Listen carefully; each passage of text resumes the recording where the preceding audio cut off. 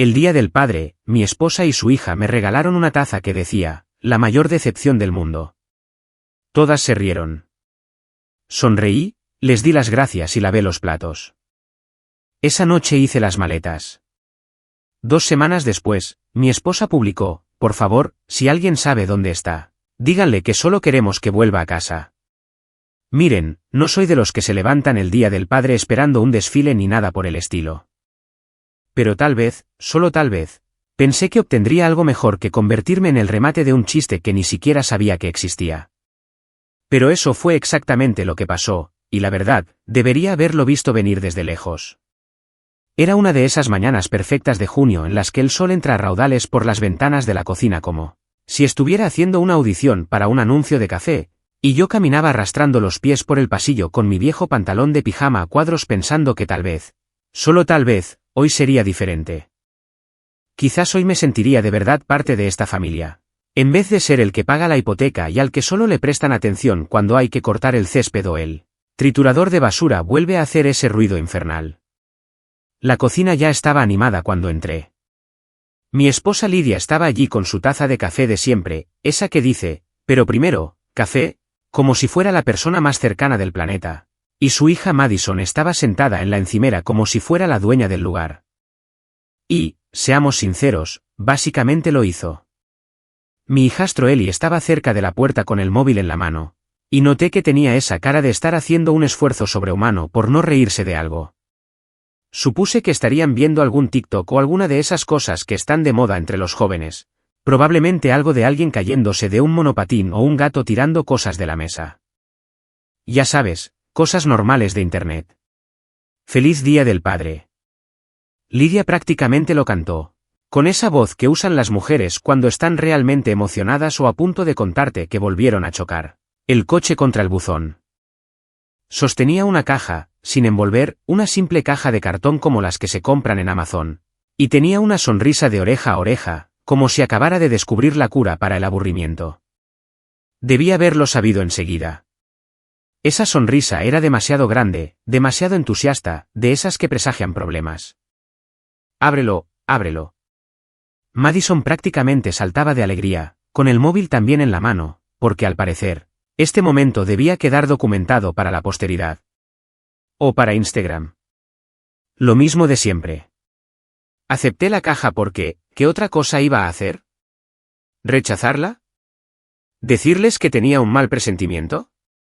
No, eso me habría hecho parecer paranoica y desagradecida, y ya me habían tachado de hipersensible suficientes veces en esta casa como para que me durara 3 vidas. Así que la abrí, quitando las solapas de cartón como si estuviera desactivando una bomba. Lo cual, en retrospectiva, habría sido menos traumático. Dentro, envuelta en papel de seda como si fuera un tesoro, había una taza. Una simple taza de cerámica blanca. Por un instante, pensé que tal vez diría algo normal, algo que no me hiciera querer meterme en esa taza y desaparecer. El mejor padrastro del mundo, habría estado bien. Papá, habría estado genial. ¡Caramba! Hasta el padre más mediocre del mundo me habría sacado una carcajada. Pero no, lo que decía en letras grandes, llamativas e imposibles de ignorar fue la mayor decepción del mundo.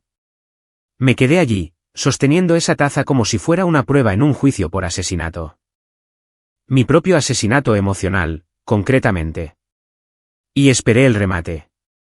Ya sabes, esa parte en la que alguien dice, es broma. Aquí tienes tu verdadero regalo. Pero ese momento nunca llegó. En cambio, lo que llegó fue la risa. No solo risitas o carcajadas, sino una risa descontrolada, de esas que te hacen doblarte de la risa, de esas que te dejan sin aliento. Lidia se secaba las lágrimas. Madison golpeaba el mostrador. Eli, para su crédito, parecía algo incómodo. Pero él seguía grabando. Seguía capturando cada segundo de mi humillación pública para el chat grupal o la red social que hubieran decidido, que era digna de presenciar mi degradación. «Dios mío, tu cara», exclamó Lidia entre risas. «Te dije que se iba a quedar de piedra». «Es divertidísimo, ¿verdad?», añadió Madison, como esperando que yo confirmara que sí, que aquello era la cúspide de la comedia y que debía estar agradecida de que me hicieran una broma pesada justo El Día del Padre. Sentí que mi cara hacía esa mueca en la que intenta decidir entre llorar y darme por vencida. Pero en vez de eso, optó por algo peor. Una sonrisa. Una sonrisa enorme, falsa, de esas que te hacen pensar que la cara se te va a partir del esfuerzo. Porque eso es lo que hice en esta casa.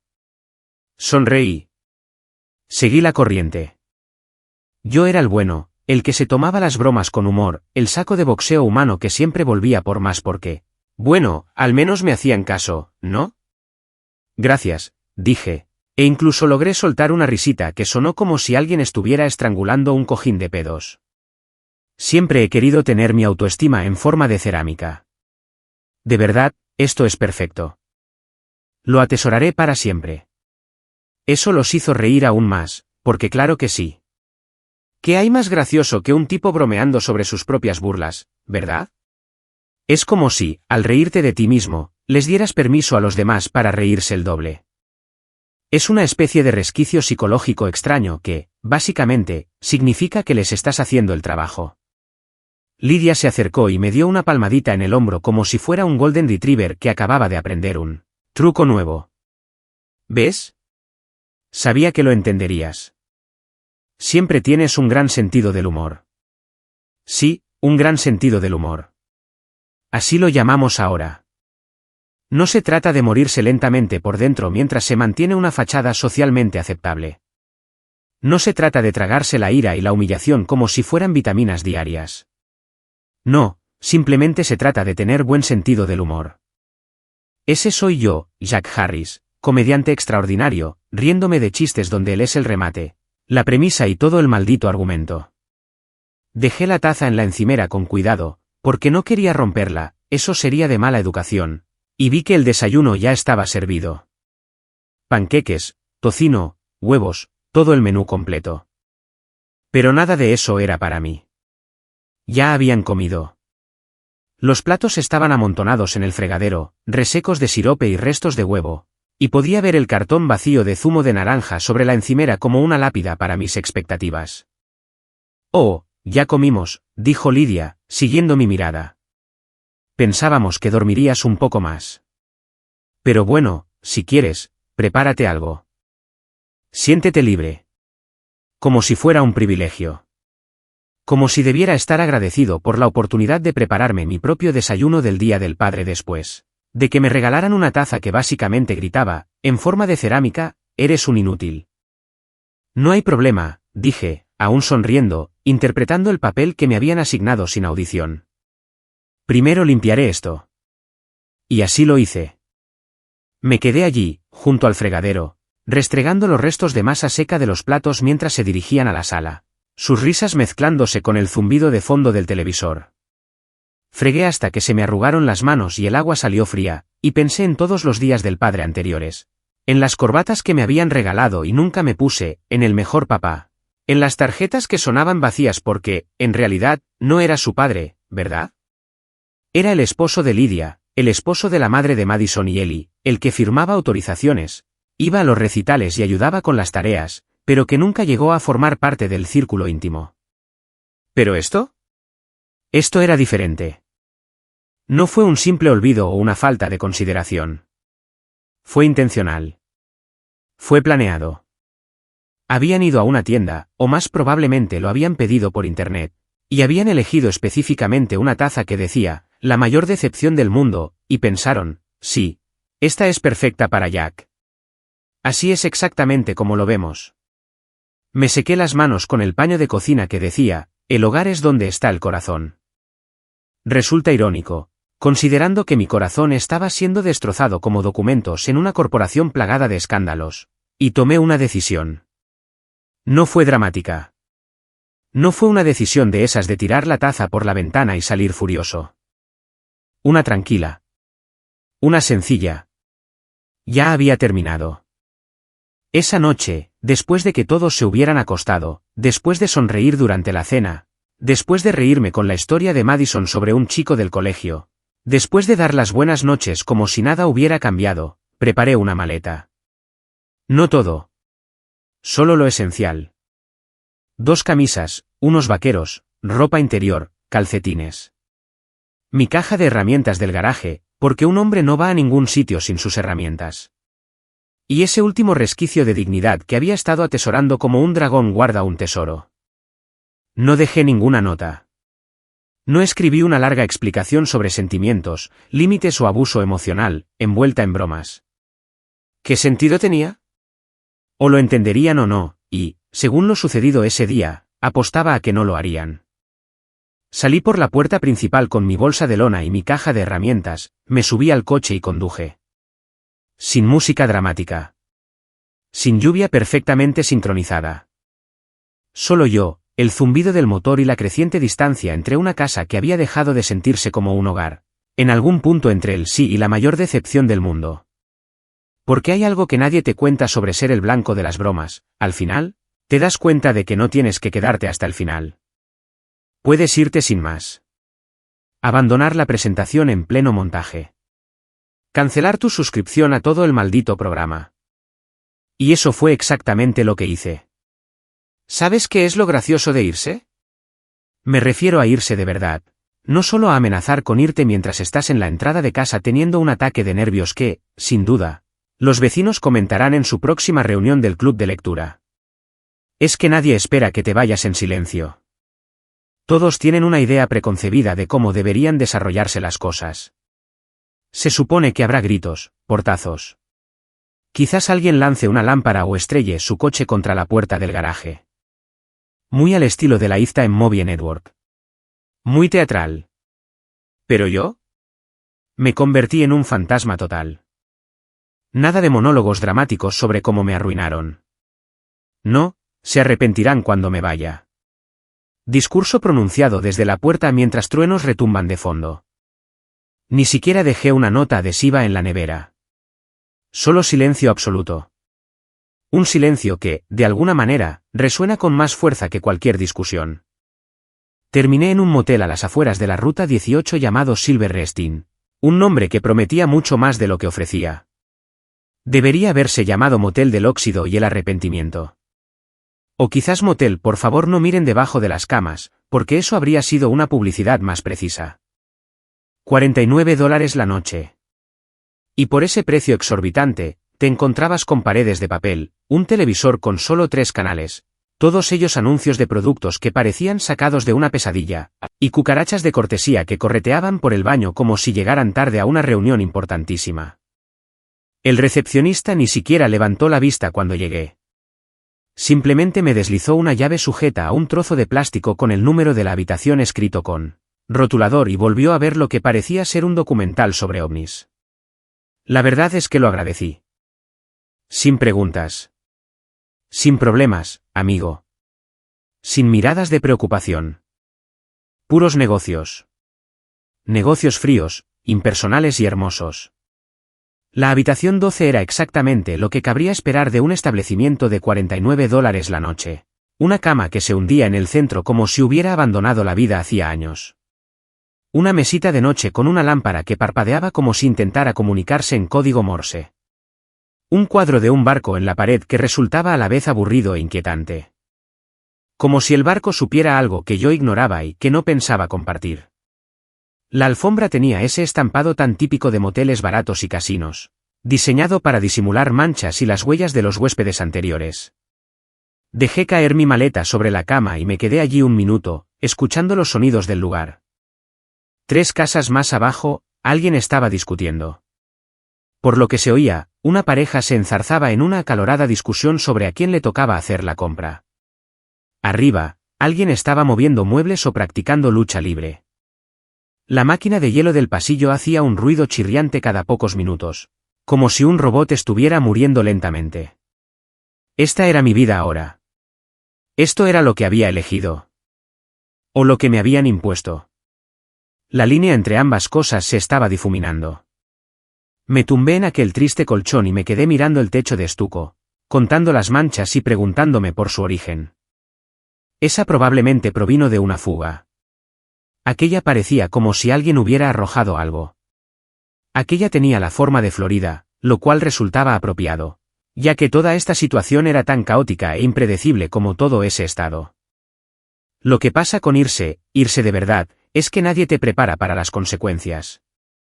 No me refiero a los aspectos legales ni a la logística, sino a la parte psicológica.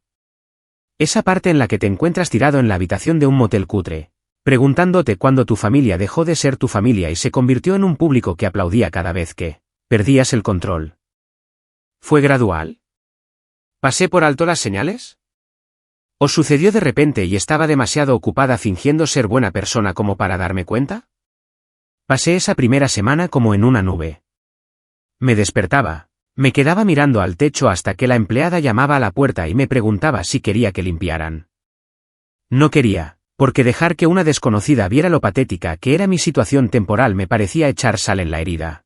Y luego me iba arrastrando los pies a la tienda de la esquina a comprar un café que sabía a café de filtro y quizá un burrito de desayuno que, sin duda, estaba más viejo de lo que debería, pero que costaba $2.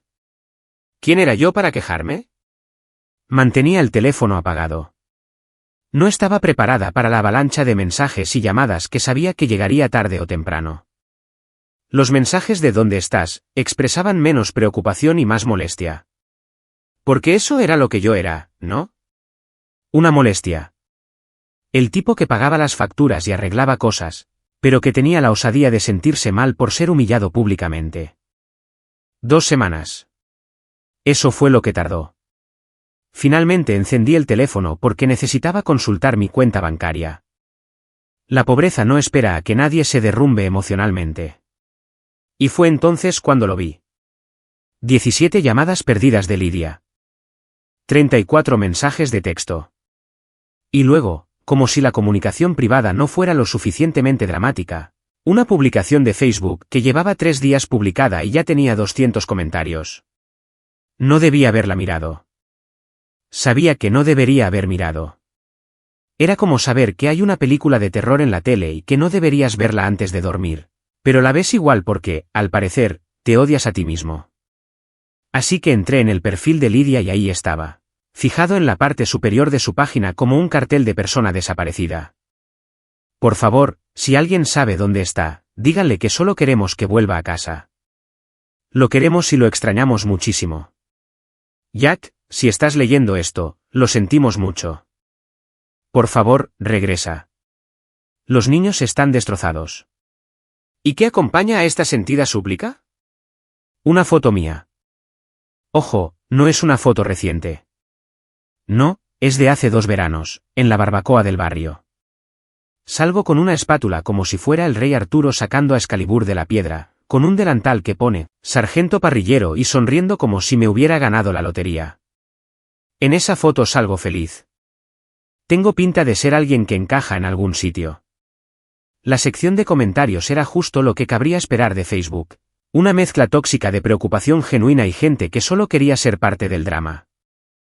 Sandra, de la clase de pilates de Lidia, reza por ti, cariño. Volverá cuando esté listo. Kevin, de mi antiguo trabajo. Hermano, estés donde estés, que sepas que pensamos en ti. Te escribe Diane, la hermana de Lidia, a quien nunca le caí bien. Hay gente que no sabe comprometerse. Ánimo, hermana. Ninguno lo sabía. Ni una sola persona en esa sección de comentarios tenía ni idea de que Lidia me había regalado una taza que, bien podría haber sido un certificado de maltrato emocional. Que Madison hubiera grabado mi humillación como si fuera contenido para su historia de Instagram. Que hubiera pasado el día del padre fregando sus platos sucios mientras se reían de lo gracioso que era destrozar lo poco que me quedaba de autoestima. Pero esto es lo que de verdad me indignó. Lo que me hizo reír a carcajadas en esa deprimente habitación de motel, asustando a una de mis compañeras de cuarto, que era una cucaracha, fue que dijo que los niños estaban destrozados. Los mismos niños que habían pensado que la mayor decepción del mundo era una mina de oro para la comedia. Los mismos chicos que siguieron con su día como si nada hubiera pasado después de que me fuera, porque para ellos, nada había pasado. Yo solo era alguien que estaba allí y luego ya no, y tal vez se darían cuenta cuando algo necesitara arreglarse o alguien necesitara jugar al cajero. Me senté allí, en ese colchón hundido, con el teléfono en la mano, y tuve un momento de lucidez. ¿Sabes esos momentos en los que de repente todo cobra sentido y puedes ver el panorama completo en lugar de solo ese pequeño rincón que llevas años mirando? Sí, uno de esos. Ninguno de ellos quería que volviera a casa.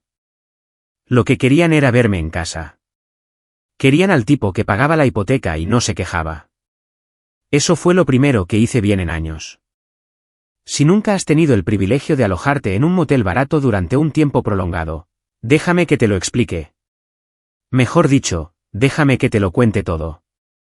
Porque este lugar asaltaba los 5 sentidos con el entusiasmo de un vendedor ambulante que no acepta un no por respuesta. El olor era lo primero que te golpeaba. Una extraña combinación de productos de limpieza industriales, humo de cigarrillo de 1987 y algo que solo puedo describir como desesperación con toques de moho.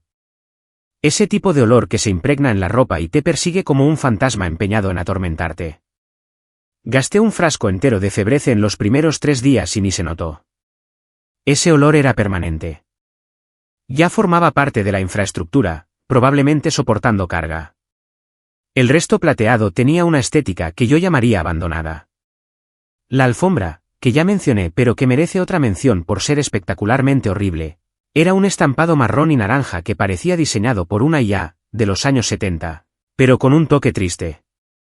Esa alfombra tenía manchas que parecían tener su propio código postal.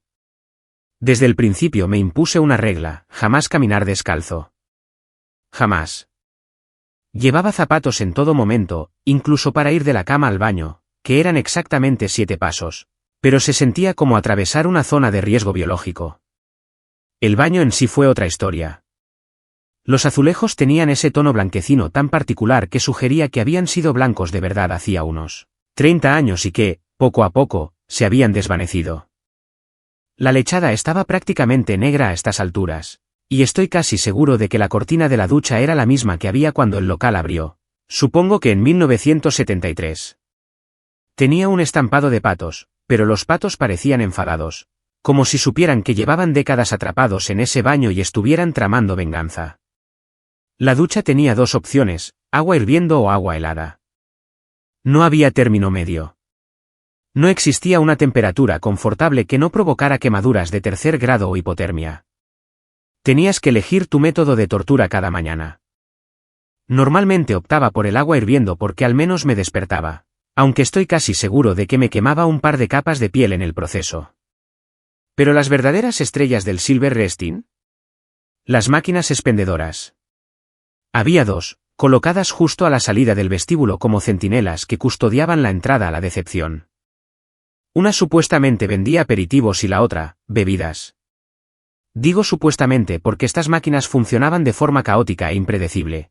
A veces te daban lo que habías pagado y otras veces simplemente se quedaban con tu dinero y se reían de ti. Bueno, no se reían literalmente, aunque, conociendo todo lo demás del sitio, no me habría sorprendido que lo hubieran hecho. La primera semana que estuve allí, perdí $1 en la máquina expendedora. Pulsé el botón B4, que debería haberme dado una bolsa de Doritos, de los de sabor ranch que tanto se me antojaban, y la máquina hizo un ruido extraño, como si estuviera procesando mi pedido con mucho cuidado. Y luego, nada. La espiral giró, las fichas avanzaron apenas 1,5 centímetros, y luego se detuvieron. Se quedaron ahí, burlándose de mí. Las veía a través del cristal, tan cerca y a la vez tan lejos, como una metáfora filosófica sobre la vida que no estaba de humor para comprender. Hice lo que cualquier persona razonable habría hecho. Sacudí la máquina, suavemente al principio, luego con creciente fuerza, hasta que el recepcionista, otro distinto del aficionado a los documentales de ovnis, estaba viendo lo que parecía ser un programa de cocina, gritó: «La máquina está rota, lleva meses así. ¿Entonces por qué sigue aquí?». Le grité de vuelta: «El dueño dice que es demasiado caro arreglarla o retirarla». Perfecto. Fue perfecto. Hasta las máquinas expendedoras de este lugar estaban a punto de morir. El televisor de mi habitación se convirtió en mi mejor amigo por pura necesidad. Solo tenía 3 canales, como ya dije, pero me aprendí la programación de memoria en cuestión de días. El canal 3 era puro infomercial, todo el tiempo. Aprendí sobre cuchillos que podían cortar zapatos, licuadoras que supuestamente podían licuar iPads, aunque nunca explicaron por qué alguien querría licuar un iPad, y algo llamado manguera de bolsillo que parecía que se rompería con solo mirarla mal. El canal 7 era un noticiero local en bucle, Las mismas noticias repitiéndose cada 4 horas como en el día de la marmota. Y el Canal 11 era la joya de la corona, series y películas clásicas de los 80 y 90. Veía el precio de la historia como si no hubiera un mañana. Me sabía todos los episodios. Podía predecir lo que diría el experto. Sabía qué artículos se venderían y cuáles se irían con dueños decepcionados que creían que la colección de cucharas antiguas de su abuela valía miles, cuando en realidad, en el mejor de los casos, valía unos $50. Había algo reconfortante en ello. Ver cómo otros descubrían que sus tesoros eran en realidad basura me resultaba familiar. Mi única compañía durante esas primeras semanas fue una mosca, y no una mosca cualquiera. Era una mosca muy persistente que se negaba a morir a pesar de mis esfuerzos. Intenté aplastarla con un periódico enrollado, pero fallé todas las veces. Tenía reflejos de piloto de combate. Intenté dejar la ventana abierta, con la esperanza de que saliera volando hacia la libertad, pero al parecer prefería quedarse dentro. Quizás tenía estándares bajos. Quizás estaba tan atrapada como yo. Al final, le puse de nombre Carl, porque se merecía uno. Carl, la mosca. Zumbaba por la habitación, se posaba en la pantalla del televisor justo en medio de lo que estuviera viendo, y se quedaba ahí como si también estuviera mirando. A veces hablaba con él. Sí, sé lo patético que suena. Sí, era plenamente consciente de que había tocado fondo cuando mi principal interacción social era con un insecto. Pero Carl no me juzgó. Carl no me regaló tazas que insultaran mi existencia. Carl simplemente estaba ahí, viviendo la vida al máximo, y, sinceramente, eso lo hacía más leal que cualquiera que hubiera dejado atrás. Pero aquí está la cuestión con Rock Bottom, y lo digo como alguien que está estudiando a fondo su composición geológica. Uno no puede permanecer allí eternamente antes de tener que excavar más profundo o empezar a escalar de nuevo. Y yo no soy de excavar por naturaleza. Soy un solucionador de problemas. Eso es lo que hago. Arreglo cosas. Armarios rotos, grifos que goteaban, relaciones condenadas al fracaso desde el principio. Bueno, quizá no se me daba tan bien lo último, pero la idea principal era la misma. Unas 3 semanas después de mi llegada al Silver Rest Inn, me desperté una mañana y me miré en el espejo del baño. Me examiné a fondo.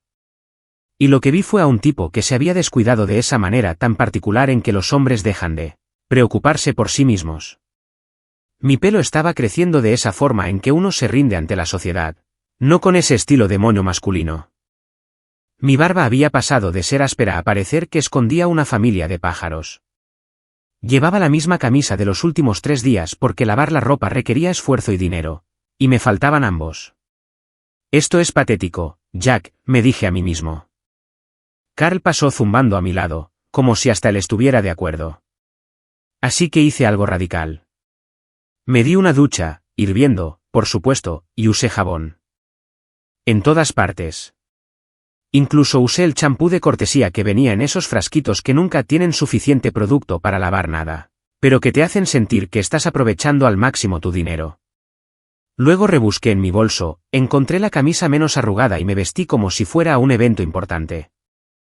Caminé hasta la barbería a 2 cuadras, un lugar de los de antes, llamado Tony's, con uno de esos postes giratorios rojos y blancos afuera y fotos de peinados de 1965. En el escaparate. Tony tendría unos 70 años, unos antebrazos como los de Popeye, y ni siquiera me preguntó por qué parecía que había estado viviendo en el bosque. Simplemente me sentó, me preguntó cómo quería el corte y se puso manos a la obra. 20 minutos después, volvía a tener aspecto humano.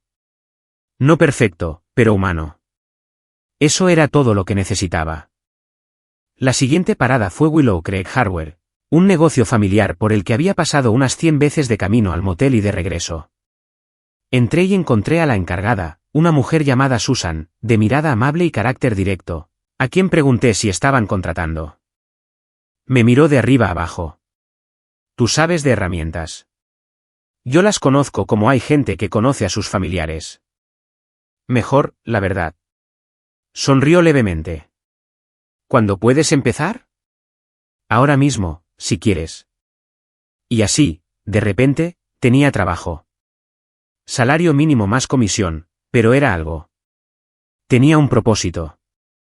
Era una buena excusa para salir de esa habitación de motel y hablar con gente en vez de con Carl. Los clientes de la ferretería Willow cree que eran justo lo que uno se imagina de una ferretería de pueblo. Ancianos que querían contarte toda su vida mientras compraban un simple tornillo. Contratistas que sabían exactamente lo que necesitaban y trabajaban con una eficiencia asombrosa. Y propietarios confundidos que habían comenzado proyectos muy por encima de sus capacidades y ahora intentaban desesperadamente corregir sus errores antes de que sus parejas se enteraran. Me caían bien. Todos ellos. Porque me trataron como a una persona. Me pidieron consejo. Se rieron de mis chistes. Risas de verdad.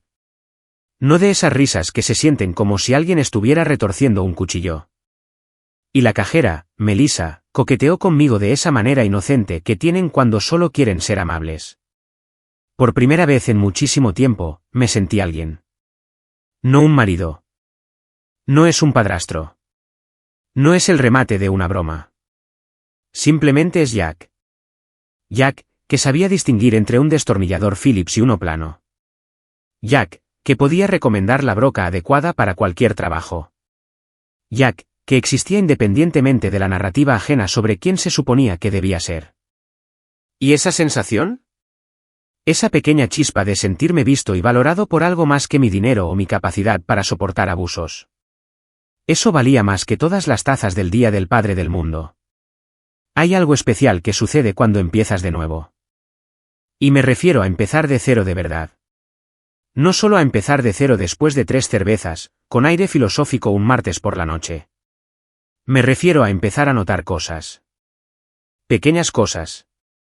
Cosas que dabas por sentadas o de las que ni siquiera te dabas cuenta de que existían cuando estabas ocupado, siendo el saco de boxeo emocional de alguien, disfrazado de padre de familia. Como las mañanas, por ejemplo. Las mañanas en el Silver Rest eran objetivamente terribles. Las paredes eran tan finas que podía oír la alarma de mi vecino sonar a las 5:30 todos los días, seguida de lo que parecía ser él estrellándose contra los muebles, pero eran mías. Nadie me pedía que preparara el desayuno para gente que probablemente se lo pasaría burlándose de mí. Nadie me recordaba las 17 cosas que necesitaban arreglos en casa. Nadie me miraba de esa manera, ya sabes, esa mirada que dice, estás aquí, pero en realidad no te vemos. Me despertaba, me ponía la ropa más o menos limpia que me quedaba y caminaba las 6 cuadras hasta el restaurante de Nora. Se convirtió en mi rutina, mi ritual. Mi única constante en una vida que había pasado de ser estructurada y predecible a estar completamente descontrolada. El restaurante de Nora era uno de esos lugares donde el tiempo parece haberse detenido. Pero en el buen sentido. Cabinas de vinilo rojo con cinta aislante tapando las grietas. Suelo de baldosas blancas y negras que probablemente se instaló durante la administración Eisenhower. Y una barra con esos taburetes giratorios que chirriaban cada vez que alguien daba una vuelta.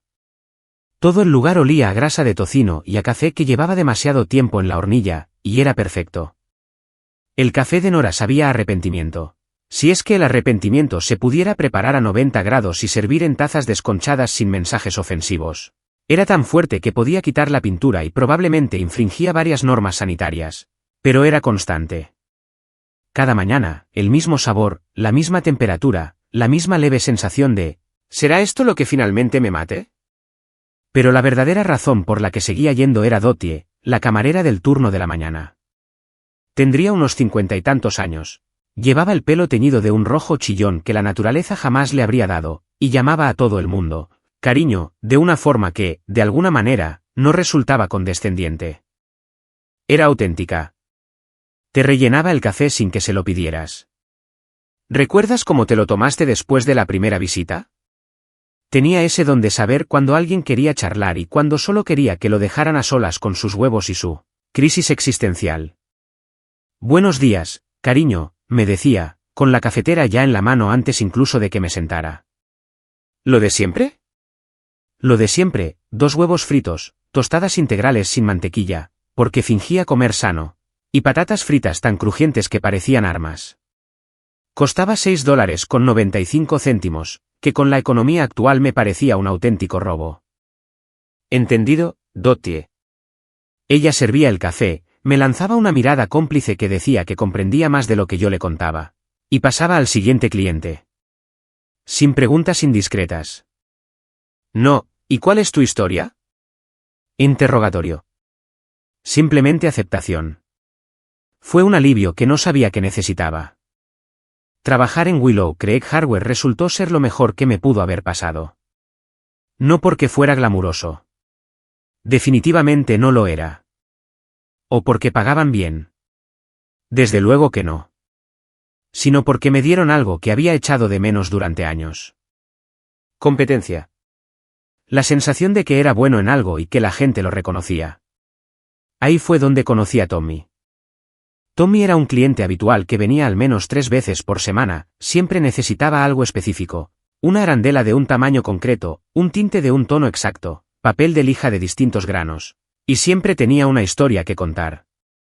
Era un marine retirado, de unos 65 años, con una complexión que le permitía hacer 100 flexiones sin despeinarse, y tenía una forma de ser que era a partes iguales sabiduría y cero tolerancia a las tonterías. Ya lo sabías. Me lo preguntó la primera vez que le ayudé, examinándome como si estuviera decidiendo si merecía la pena dedicarle su tiempo. Empezó la semana pasada. ¿Sabes algo, o eres de esos que solo señalan la pantalla del ordenador? A ver si te atreves. Enumeró una serie de cosas que habrían hecho que la mayoría saliera corriendo a buscar a otra persona. Pero yo cogí una tarjeta y empecé a sacar justo lo que necesitaba sin tener que consultar nada. Tornillos de palanca de 3/4 de pulgada, cincados.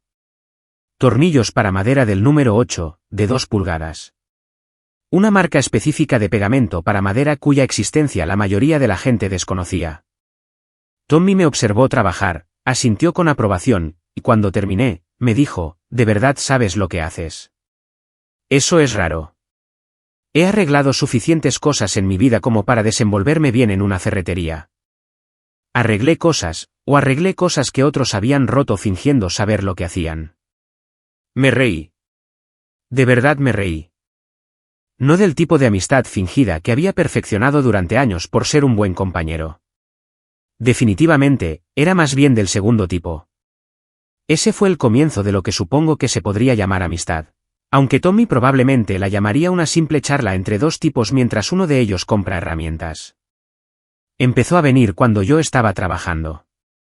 Hablábamos de proyectos, herramientas, los idiotas que venían a preguntar por ese cachivache que guarda aquello. Y, al final, de la vida. Fue Tommy quien dijo por primera vez lo que yo llevaba tiempo pensando pero no sabía expresar. Estábamos en el pasillo 7, en la sección de tornillos y tacos, y me contaba sobre la boda de su hija, cómo lo había pagado todo, cómo la había acompañado al altar, cómo había dado un discurso que emocionó a todos hasta las lágrimas, todo un espectáculo. El mejor día de mi vida, dijo, ser su padre. Debí de poner mala cara, porque se detuvo en seco cuando iba a coger una caja de tacos para Pladur y me miró. ¿Qué es esa mirada? Nada. Solo que suena bien. ¿Pero? Pero nada. Es agradable. Las cosas de la familia son agradables. Tommy no lo aceptó.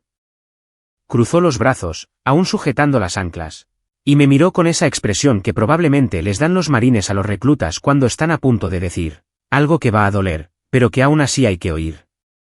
Hijo, llevo viniendo a esta ferretería 15 años. He visto pasar a muchos empleados. La mayoría son chavales con trabajos de verano, no distinguen un destornillador Phillips de uno plano. Apenas levantan la vista del móvil. ¿Pero tú? Tú eres diferente. Sabes lo que haces, te llevas bien con la gente y tienes pinta de que te hayan pateado el perro, atropellado al gato y luego vuelto a disculparse, pero la disculpa, de alguna manera, lo ha empeorado todo. Abrí la boca para protestar, pero él levantó la mano. No te pido que me cuentes tu vida, pero voy a decirte algo que me costó mucho aprender. Quienes se ríen de ti no te quieren. Solo eran personas que necesitaban un público. Me quedé allí, en el pasillo 7, rodeada de sujetadores y anclajes, lo cual me pareció profundamente simbólico, aunque no estaba preparada para comprender su significado. Y algo en mi interior se abrió, pero no de forma negativa. Es como cuando llevas años con un nudo en la espalda y por fin alguien da con el punto exacto y se suelta. Me regalaron una taza por el Día del Padre. Dije, y no sé por qué lo dije. Acaba de salir. Decía, la mayor decepción del mundo. Tommy no se rió, no pareció sorprendido, solo asintió lentamente, como si yo hubiera confirmado algo que ya sospechaba. ¿Y te quedaste después? Unas horas. Luego me fui. Bien. Eso está bien. Cogió sus tacos para Pladur y empezó a dirigirse a la caja. Entonces se detuvo y se dio la vuelta. ¿Sabes qué pasa con la decepción, Jack? ¿Qué? No es un reflejo de ti. Es un reflejo de sus expectativas. Y si esperaban que lo aguantaras, que siguieras sonriendo, que siguieras siendo su saco de boxeo, entonces decepcionarlos es exactamente lo que debes hacer. Hijo, si se rieron de ti, recuerda, los payasos solo entretienen porque también son infelices. No seas su entretenimiento. Pagó sus cosas y se fue, y yo me quedé allí, experimentando lo que solo puedo describir como una revelación espiritual en medio de una ferretería. Lo que pasa con reconstruirse a uno mismo es que no se puede hacer solo. Es decir, puedes intentarlo. Mucha gente lo intenta, pero funciona mejor cuando tienes gente que te apoya y que te ve como algo más que un proyecto o un problema. Tommy se convirtió en esa persona. Igual que Susan, mi jefa, que me dejaba hacer turnos extra cuando necesitaba el dinero y no me preguntaba por qué. Igual que Melissa, la cajera, que me traía café gratis de la sala de descanso y siempre tenía un chiste preparado cuando el día se hacía eterno. Incluso Dottie, del restaurante de Nora, que probablemente ni siquiera sabía mi apellido, se convirtió en parte de esta extraña red de apoyo que, sin darme cuenta, estaba creando. Me veía llegar algunas mañanas con mal aspecto y me ponía una loncha de tocino extra en el plato sin cobrarme. Un pequeño gesto, un gran impacto.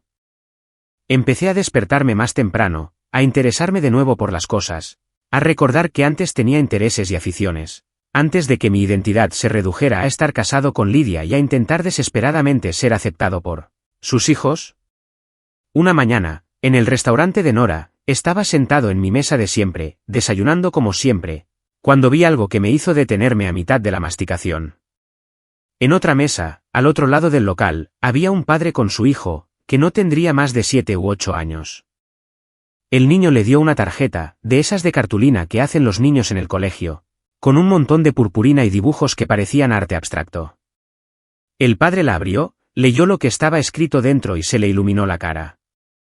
Entonces el niño se lanzó sobre la mesa para abrazarlo, casi derramando el zumo de naranja, y el padre lo pilló riéndose. Los observé y sentí. Ni siquiera sé qué sentí. No era celos exactamente.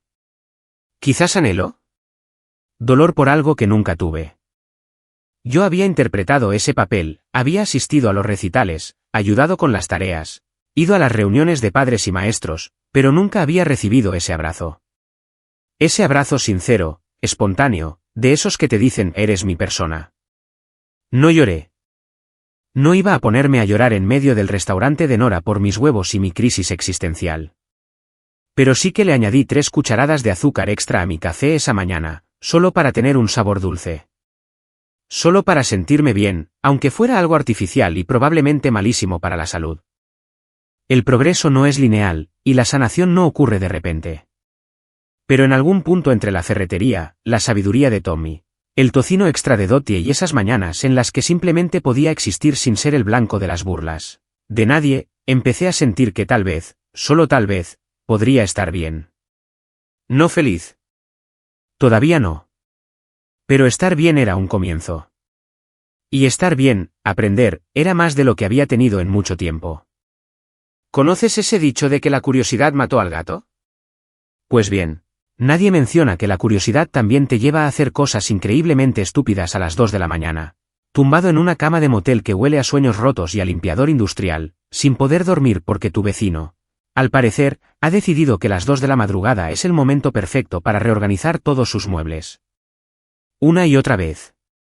Con entusiasmo. Me había ido bastante bien, considerando todo. Tenía mi rutina. Tenía mi trabajo.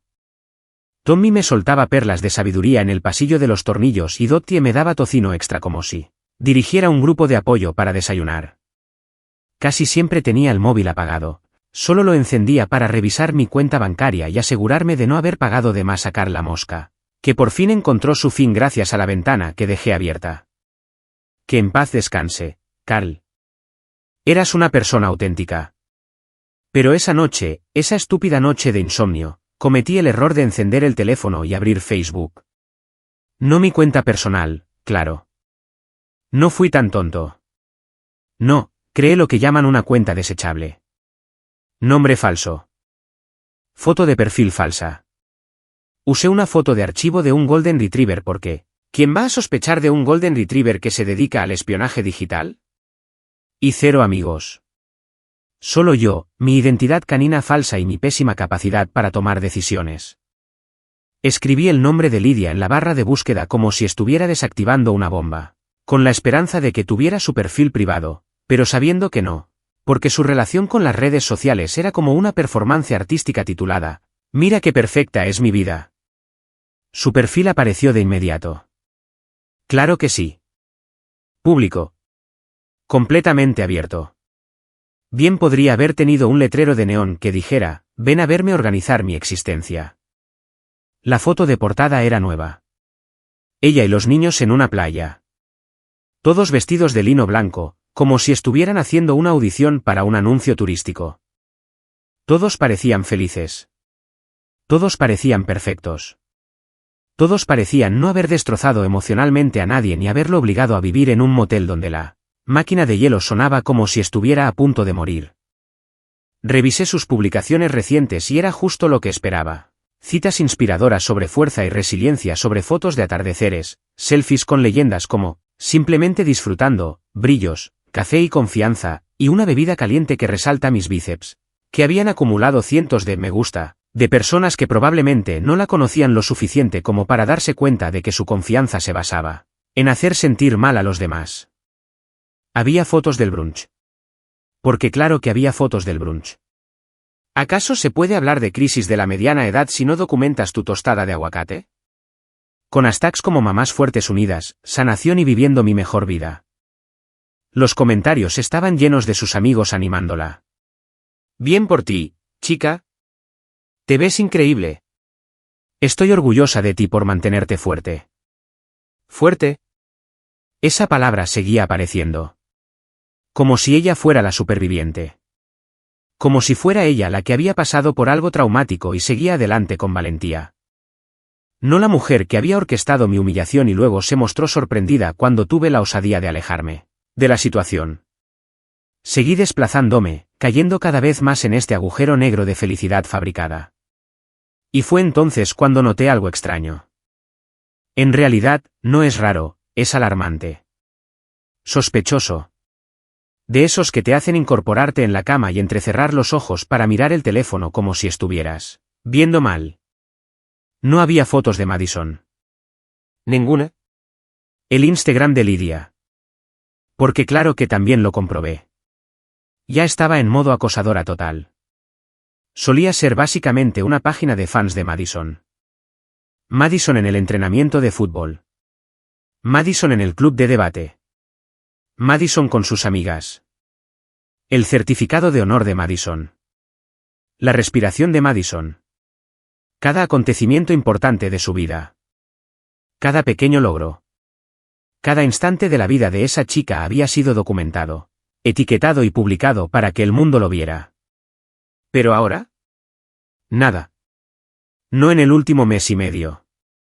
La última publicación sobre Madison fue a principios de junio. Justo antes del Día del Padre, de hecho. Y fue una publicación genérica de «Estoy tan orgullosa de mi hija», con una foto de su ceremonia de premiación.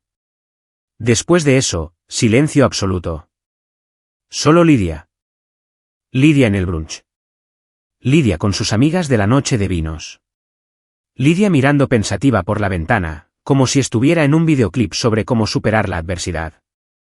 Pero Madison no aparecía. Ellie se veía de vez en cuando al fondo de las fotos, normalmente con el móvil, con cara de que preferiría estar en cualquier otro sitio. La verdad es que me identifico con él.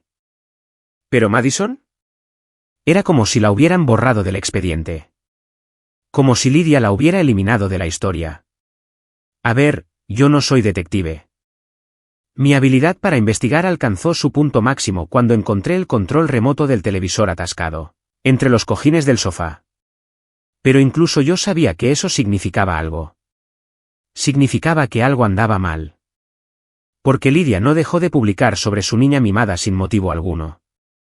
Madison era su orgullo y alegría. Su mayor logro. La prueba viviente de que era una madre maravillosa que había criado a un ser humano excepcional. ¿Dónde estaba? Pasé las siguientes 2 horas buscándola. Sí, 2 horas completas. No me enorgullece. Revisé la lista de amigos de Lydia, hice clic en los perfiles, buscando alguna mención de Madison. La mayoría tenía perfiles privados, lo cual fue increíblemente frustrante. Pero algunos eran públicos, y encontré fragmentos. ¿Pistas? Rastros digitales. La hermana de Lydia, Diane, publicó algo críptico hace 3 semanas. A veces, lo más difícil de ser padres es dejar que aprendan a base de errores. Rezamos por la paz en nuestra familia.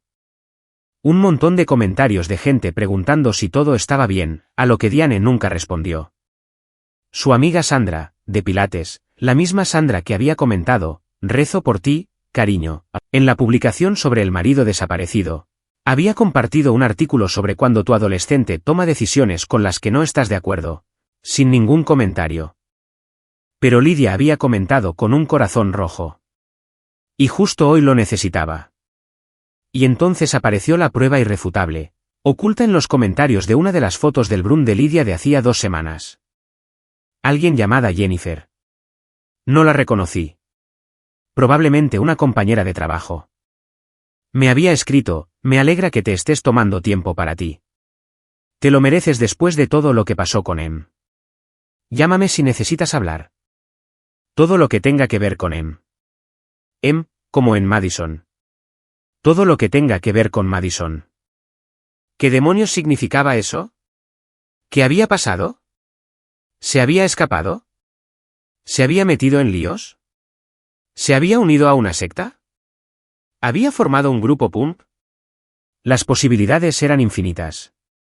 Y mi cerebro, impulsado por la cafeína y la curiosidad, las repasaba todas a la velocidad de la luz. Allí estaba yo, sentado en la habitación del motel. La pantalla de mi teléfono era la única luz. Y sentí una extraña mezcla de emociones. Preocupación, sin duda. Porque, pasara lo que pasara, Madison seguía siendo técnicamente mi hijastra. Y a pesar de todo el incidente de la taza, que fue la mayor decepción del mundo, no le deseaba nada malo. Curiosidad, claro. Porque soy humana y los humanos somos criaturas curiosas que no podemos resistirnos a un misterio. Pero también, y no me enorgullezco de ello, siento un poco de satisfacción. No la satisfacción de que algo malo le haya podido ocurrir a Madison. No soy un monstruo. Pero me satisface pensar que quizá, solo quizá, el pequeño mundo perfecto de Lydia no era tan perfecto como lo mostraba en Internet. Que quizá la mujer que durante años me había hecho sentir inferior estaba lidiando con sus propias inseguridades. Quizás el karma exista y tenga una cuenta de Instagram. Lo sé, lo sé. Suena mezquino y vengativo. Y tal vez fui mezquina y vengativa. Pero intenta que tu familia te destroce emocionalmente y luego los veas tan felices en las redes sociales, fingiendo que nunca exististe. A ver qué tan zen iluminado te sientes al respecto. Hice clic en el perfil de Madison a continuación. Porque ya había perdido toda dignidad.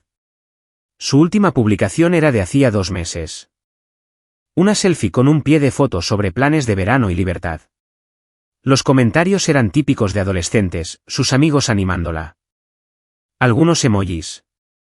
Nada que gritara, crisis familiar inminente. Pero no había publicado nada desde entonces. ¿Y que una chica de 18 años publicara al menos una vez al día? Qué raro. Muy raro. Pensé en escribirle. De hecho, escribí un mensaje. Hola, solo quería saber cómo estás. Espero que estés bien. Pero lo borré antes de enviarlo porque, ¿qué iba a decir? Hola, soy el exmarido de tu madre.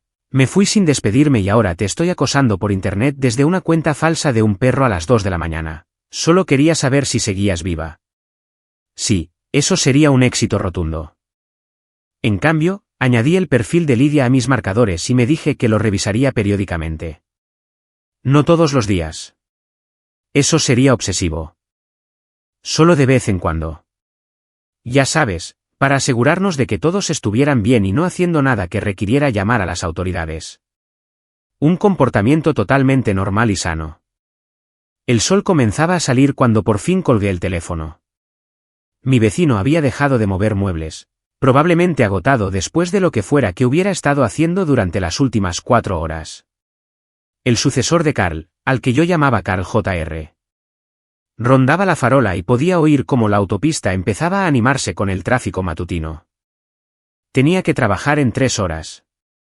Necesitaba dormir. Pero mi cerebro estaba haciendo eso de aferrarse a un misterio y no soltarlo, como un perro con un hueso, repasando todos los escenarios posibles. Tal vez Madison se había metido en problemas en la escuela. Tal vez se había quedado embarazada, aunque Dios mío, espero que no. Eso sería una pesadilla. Quizás simplemente se había cansado de ser el juguete de Lidia y había pedido privacidad. Quizás se había ido a vivir con su padre biológico, aunque Lidia nunca hablaba de él, lo que solía indicar que la situación allí era complicada. O quizás, y este era el pensamiento que me rondaba la cabeza, quizás Madison se había dado cuenta de lo mismo que yo. Vivir en esa casa, formar parte de esa dinámica familiar, estaba matando lentamente lo poco que quedaba de tu verdadera identidad. Quizás ella también se había marchado. Si fuera así, Lidia no pasaría por alto la ironía. Dedica años a construir la imagen de la familia ensamblada perfecta. Regálale a tu marido una taza que diga que es una decepción. Observa cómo se marcha. Entonces, que tu hija haga lo mismo. Sería como una tragedia griega, si las tragedias griegas se desarrollaran en los suburbios estadounidenses e incluyeran las redes sociales. Finalmente me dormí alrededor de las 6:30, todavía con el teléfono en la mano, todavía dándole vueltas al asunto. Y cuando desperté 2 horas después para ir a trabajar, aturdido e inquieto, lo primero que hice fue revisar el Facebook de Lidia. Nueva publicación. Una foto de su café matutino con el texto, "Nuevo día, nuevas bendiciones".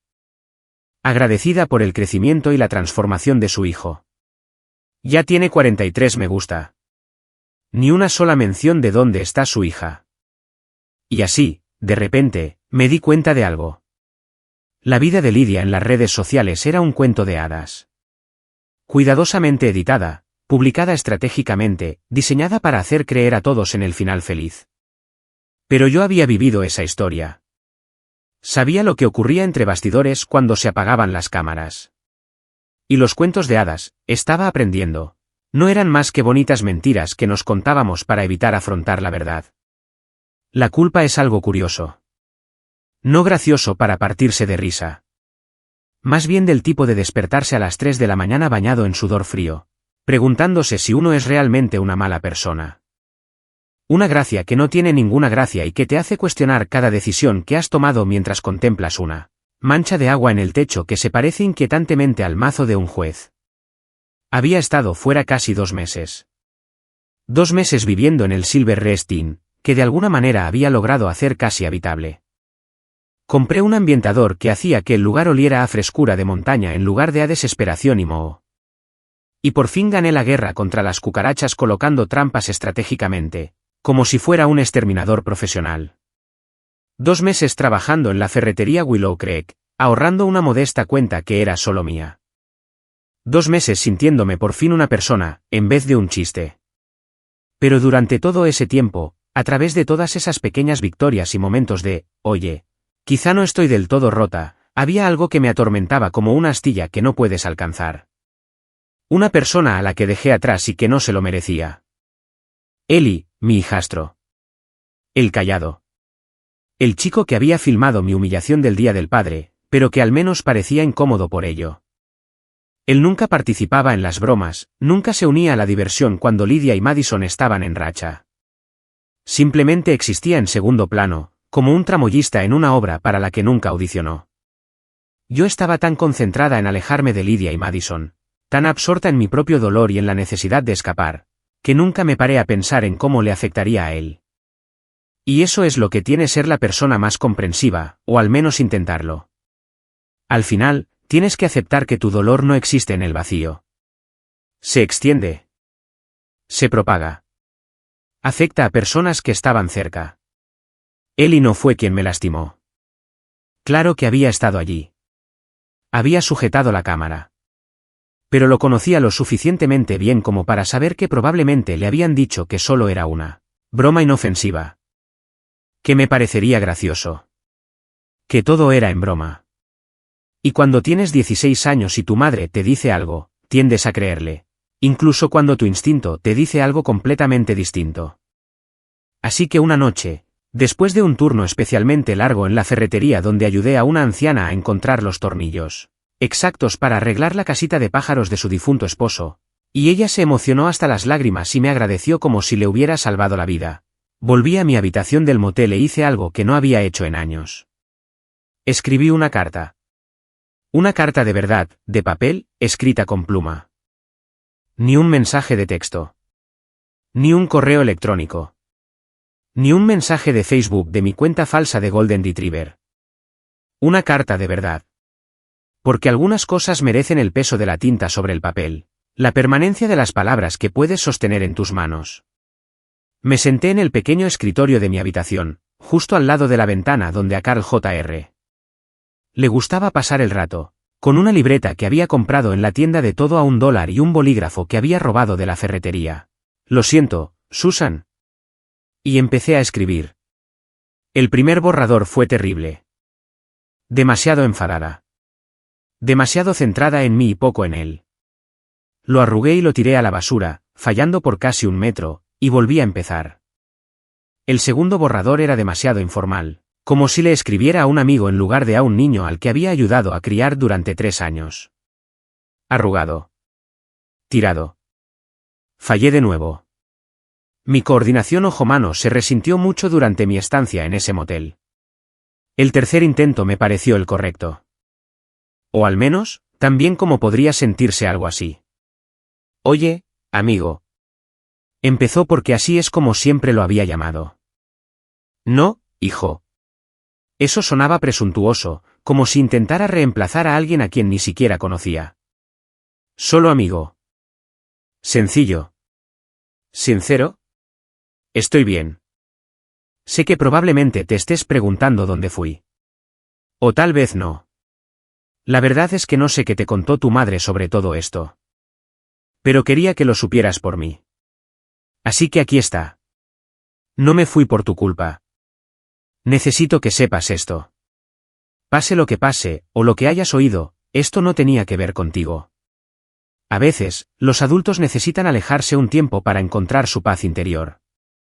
Eso suena a frase motivacional sacada de un póster con una puesta de sol. Y sé que es algo vago y probablemente frustrante de oír. Pero la verdad es compleja. Y eres lo suficientemente inteligente como para saber que la vida no es tan simple como buenos y malos. No voy a hablar mal de tu madre. No se trata de eso. Pero tampoco puedo fingir que todo estaba bien cuando no lo estaba.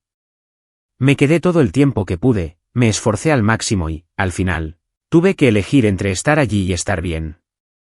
Elegí estar bien. Espero que algún día lo entiendas. Eres un buen chico, Eli. Tranquilo pero brillante. Tienes una forma de ver las cosas que la mayoría de la gente pasa por alto porque están demasiado ocupados hablando. No la pierdas. El mundo necesita más gente atenta. Si alguna vez quieres hablar de lo que sea, de nada, de todo este lío, o simplemente de la vida en general, aquí estoy. Vivo en Willow Creek y trabajo en la ferretería de la calle principal. Pero además, estaré en la biblioteca de Willow Creek el sábado a las 3 de la tarde.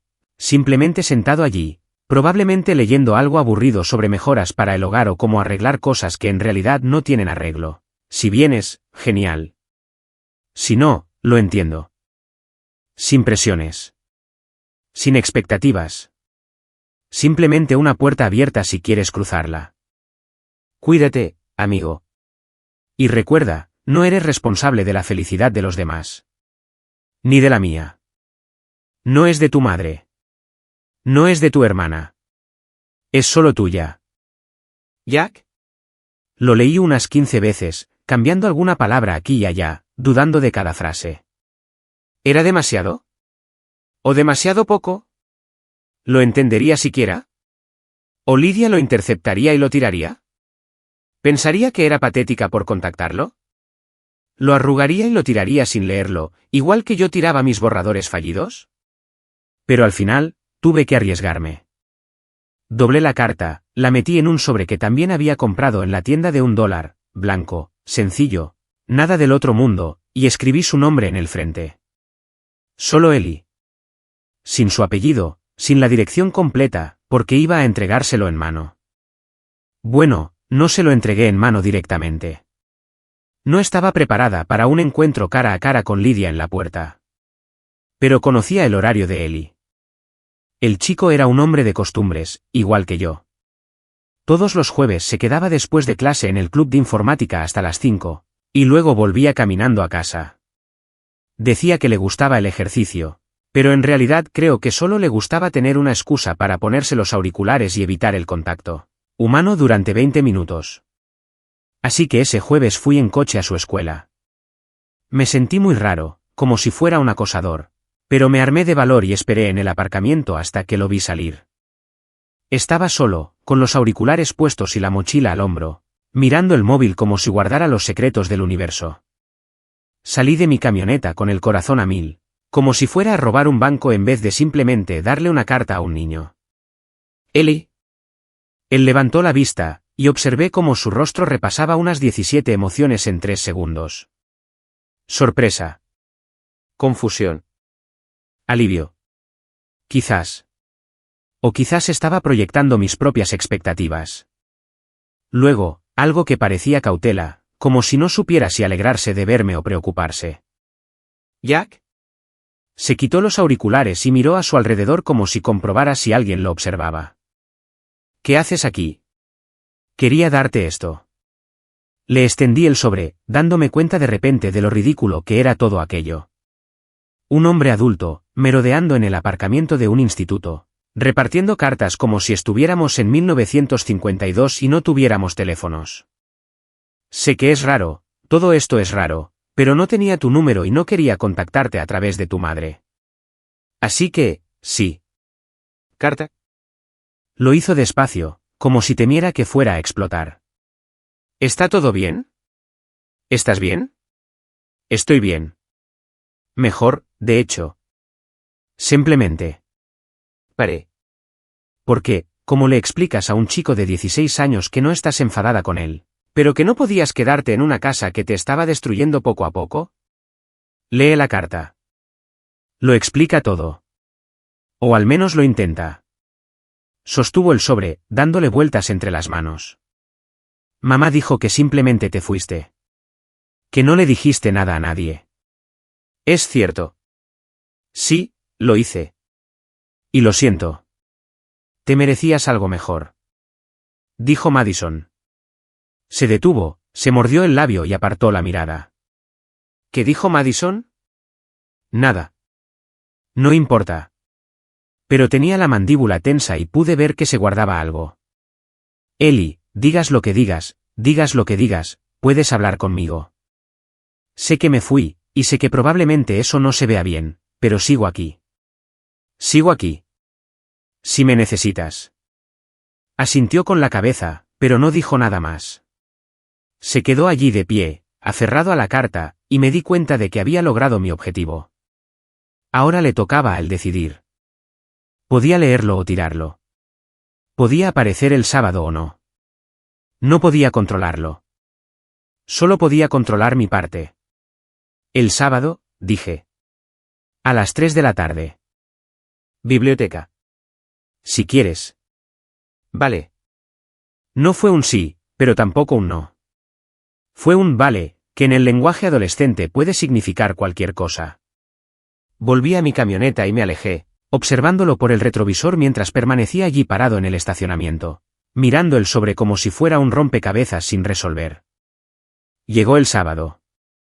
Me presenté en la biblioteca de Willow Creek a las 2:30 porque soy de las que siempre llega temprano a todo, incluso a reuniones potencialmente trascendentales con mi hijastro, con quien no me llevo bien. La biblioteca era de esas de pueblo pequeño que parecen sacadas de la casa de la abuela. Mucha madera revestida, el olor a libros antiguos mezclado con el café de la cafetería de la esquina. Grandes ventanales que dejaban entrar demasiada luz para una atmósfera de melancolía dramática. Encontré una mesa al fondo, lejos de la sección infantil donde una pobre bibliotecaria intentaba organizar la hora del cuento mientras los niños pequeños corrían como si les hubieran dado azúcar a raudales, y me senté con un libro que había cogido al azar de la estantería. Algo sobre carpintería. Daba igual. De todas formas, no lo estaba leyendo. Estaba mirando la puerta. Llegaron las 3. Luego las 3:05. Las 3:10. A las 3:15, ya había asumido que no vendría, y trataba de descifrar si me sentía aliviada o devastada. Quizás ambas cosas. Tal vez eso no importaba. Entonces, a las 3:17, la puerta se abrió y allí estaba él, más alto de lo que recordaba, o tal vez simplemente lo había olvidado. Nervioso, aferrado a su mochila como si fuera un escudo, mirando alrededor de la biblioteca como si buscara francotiradores. Nuestras miradas se cruzaron, y entonces dijo, tan bajito que casi no lo oí, «Papá». «No, Jack». «No, hola». «Papá». No me había dado cuenta de cuánto necesitaba oír esa palabra hasta que me golpeó de lleno en el pecho como un lanzamiento que no esperaba.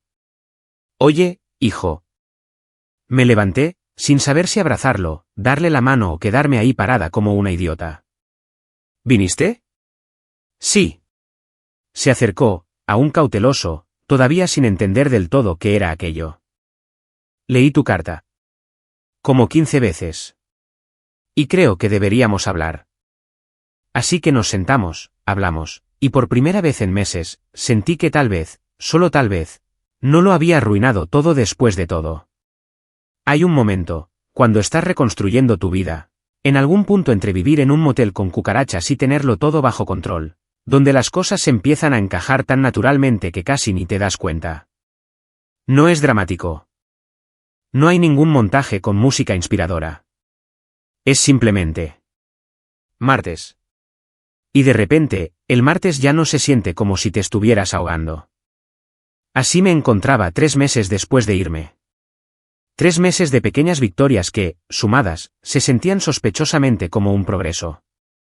La reunión con Ellie había despertado algo en mí. No en plan, ahora todo está solucionado, porque la vida no es una película de Hallmark y una conversación no resuelve años de problemas.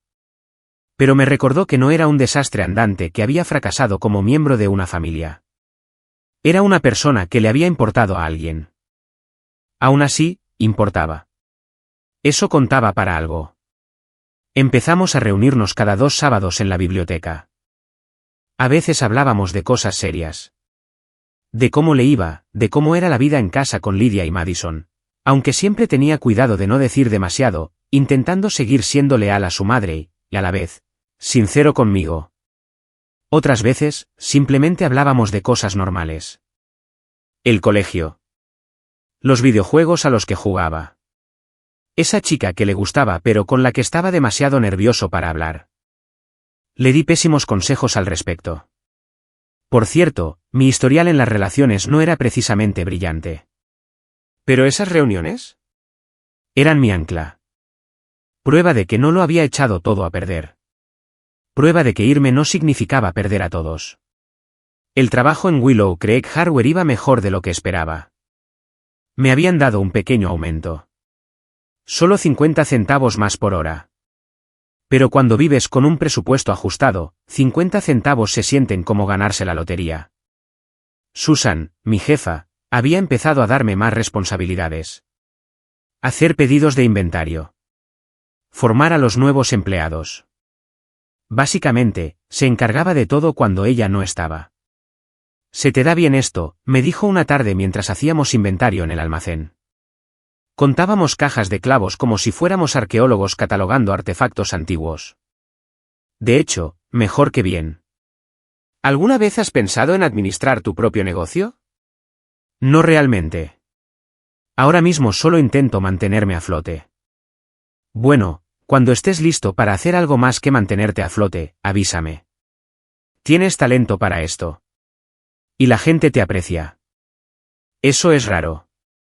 Le caía bien a la gente. ¿Qué idea? En la casa, dejé de considerarla mi hogar. En el mejor de los casos, me toleraban. Pero aquí. La gente me buscaba. Me pidió consejo. Se acordó de mi nombre. Fue increíble. Y luego estaba Tommy. Seguía viniendo 3 veces por semana. Seguía compartiendo su sabiduría como si le pagaran por ello.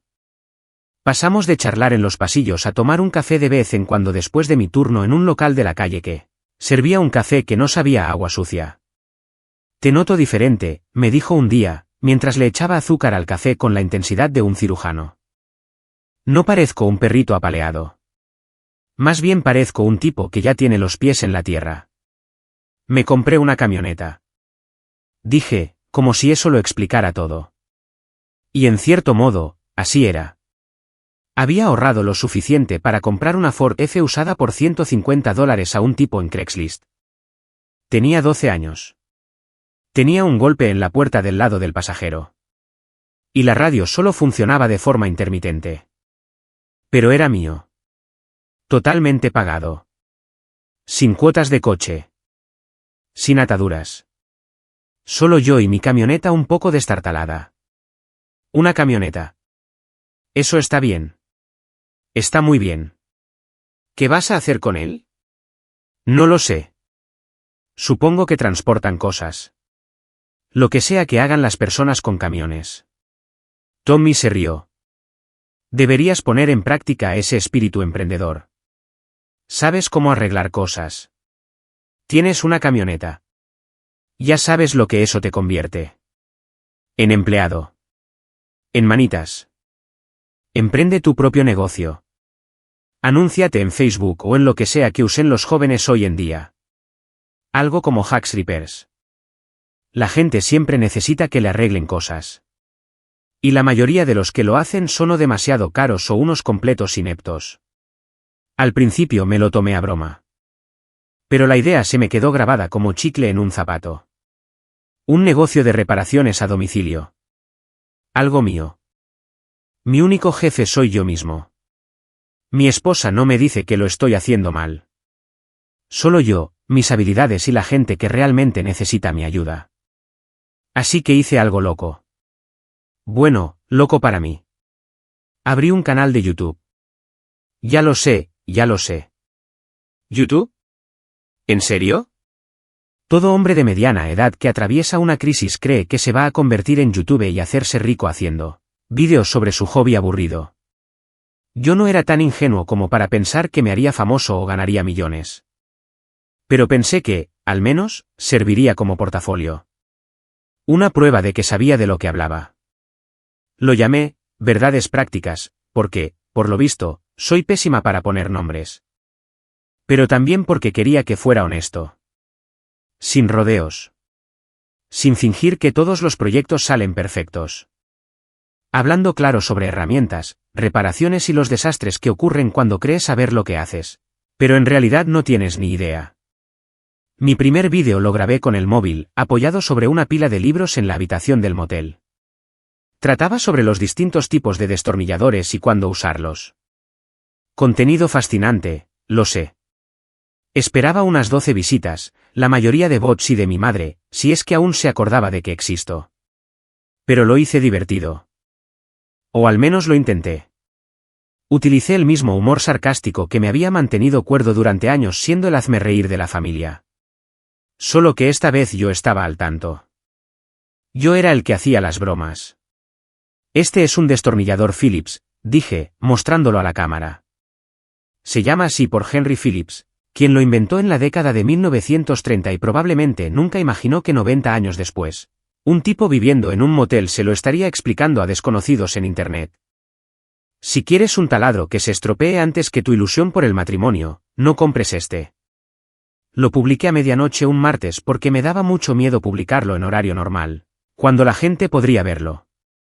Después apagué el móvil e intenté dormir, arrepintiéndome ya de todo. A la mañana siguiente revisé. 53 visitas. 12 me gusta. 3 comentarios.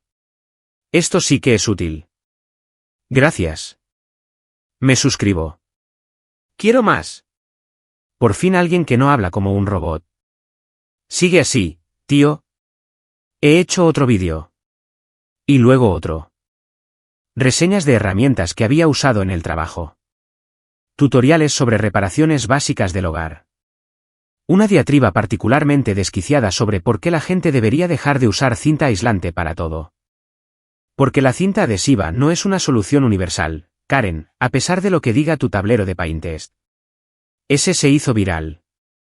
Bueno, viral según mis estándares. 20.000 visitas en una semana. Los comentarios no paraban de llegar, algunos se reían a carcajadas. Otros se sentían profundamente ofendidos porque había insultado su forma de usar cinta adhesiva. En cualquier caso, estaban viendo el vídeo. Empezaron a enviarme correos electrónicos varias empresas. Al principio eran pequeñas. Marcas de las que nunca había oído hablar me preguntaban si haría una reseña de sus productos. Me enviaban cosas gratis y yo hacía un vídeo sobre si merecía la pena comprarlas. Era sincero, a veces incluso demasiado, y la gente parecía apreciarlo. En un mundo lleno de influencers que decían que cualquier cosa era maravillosa si les pagaban lo suficiente, yo era el que te decía si algo era una basura. Este taladro cuesta $49 y promete servir para cualquier tarea doméstica. Mentira. Lo usé para colgar 3 cuadros y empezó a echar humo. No me refiero a fumar metafóricamente, como si fuera algo genial e impresionante. Me refiero a fumar de verdad, como si estuviera a punto de incendiarse y quemar mi habitación de motel. 0 estrellas. No te lo creas. Las visitas siguieron aumentando. Cientos se convirtieron en miles. De miles pasaron a decenas de miles. Mi número de suscriptores alcanzó los 5.000, luego los 10.000. Empresas de las que había oído hablar empezaron a ponerse en contacto conmigo. Me han ofrecido patrocinio. No me alcanza para dejar mi trabajo, pero sí para mudarme de la residencia de ancianos a un apartamento de verdad. No es un apartamento de lujo. No nos emocionemos demasiado. Pero había un apartamento de una habitación encima de una pizzería en el centro de Willow Creek que olía a pepperoni y a muchas posibilidades. Tenía una cocina de verdad. Un baño con azulejos blancos de verdad. Una habitación que no venía con cucarachas de cortesía. Firmé el contrato de alquiler y me sentí como si acabara de comprar una mansión. Tommy me ayudó con la mudanza, lo cual fue fácil porque casi no tenía nada. Mis 2 camisas se convirtieron en 6. Compré una cama de verdad en lugar de solo un colchón en el suelo. Tengo un escritorio para editar vídeos. Una estantería casi vacía, pero que me hacía sentir como un adulto con la vida resuelta. Mírate. Tommy dijo, observando mi nuevo lugar con aprobación. De motel a apartamento. De desastre andante a pequeña celebridad de Internet. ¿Qué sigue? ¿Escribir un libro sobre tu viaje? No nos adelantemos. Hablo en serio, Jack. Has hecho algo importante. Has transformado una situación deplorable en algo valioso. La mayoría de la gente se queda estancada en la mediocridad y se queja. Saliste. Quise discutir con él, decirle que no era tan impresionante que todavía estuviera intentando organizarme y que probablemente en un mes estaría de vuelta en un motel, pero ahí estaba, en mi nuevo apartamento. Pequeño y como una pizza, pero mío. No pude. Porque tenía razón. Yo había hecho algo. Ya no solo sobrevivía. Estaba viviendo de verdad. El canal de YouTube no paraba de crecer. Publicaba 2 veces por semana, todas las semanas, y la gente seguía viéndolo. El dinero empezó a llegar poco a poco, ingresos publicitarios, patrocinios, enlaces de afiliados.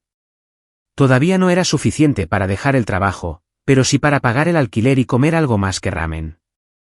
Era dinero que te daba libertad. Por primera vez desde que salí de esa casa con una bolsa de lona y la dignidad hecha jirones, sentí que no huía de nada. Corría hacia algo, construía algo, me convertía en alguien que no se definía por ser el marido de Lydia, el padrastro de Madison o el tipo de la decepcionante taza. Simplemente era Jack Harris, un tipo que sabía demasiado de hardware, un tipo que hacía vídeos que la gente de verdad quería ver, un tipo que se había caído, Pero se había levantado. Se había sacudido el polvo y había dicho, vale, ¿y ahora qué? Y la voz de la que se burlaban por aburrida, la voz de la que Lydia y Madison se reían, esa voz ahora me daba de comer. Qué curioso cómo se dieron las cosas. Una noche, estaba editando un vídeo en mi nuevo apartamento cuando me vibró el teléfono. Era un mensaje de Ellie.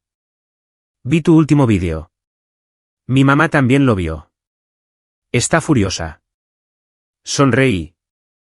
Luego seguí editando. Porque la mejor venganza no es desquitarse. No se trata de rebajarme a su nivel ni de seguirles el juego. La mejor venganza es crecer con tal estruendo que no puedan soportarlo. Y yo apenas estaba empezando. ¿Sabes qué es lo que nadie te cuenta sobre el éxito? Incluso el éxito pequeño, modesto, ese que te hace sentir que por fin no te puedes permitir las marcas de lujo. Te vuelve paranoico. No en plan paranoico de que el gobierno te esté vigilando, sino en plan, he construido algo y me aterra que alguien me lo quite. Y cuando ese alguien es tu exmujer, que tiene un título de abogada que nunca usa, pero que sin duda sabe cómo usar en su contra cuando le conviene. Sí, la paranoia parece bastante justificada. Empezó con un comentario que hizo Ellie durante una de nuestras sesiones de los sábados en la biblioteca.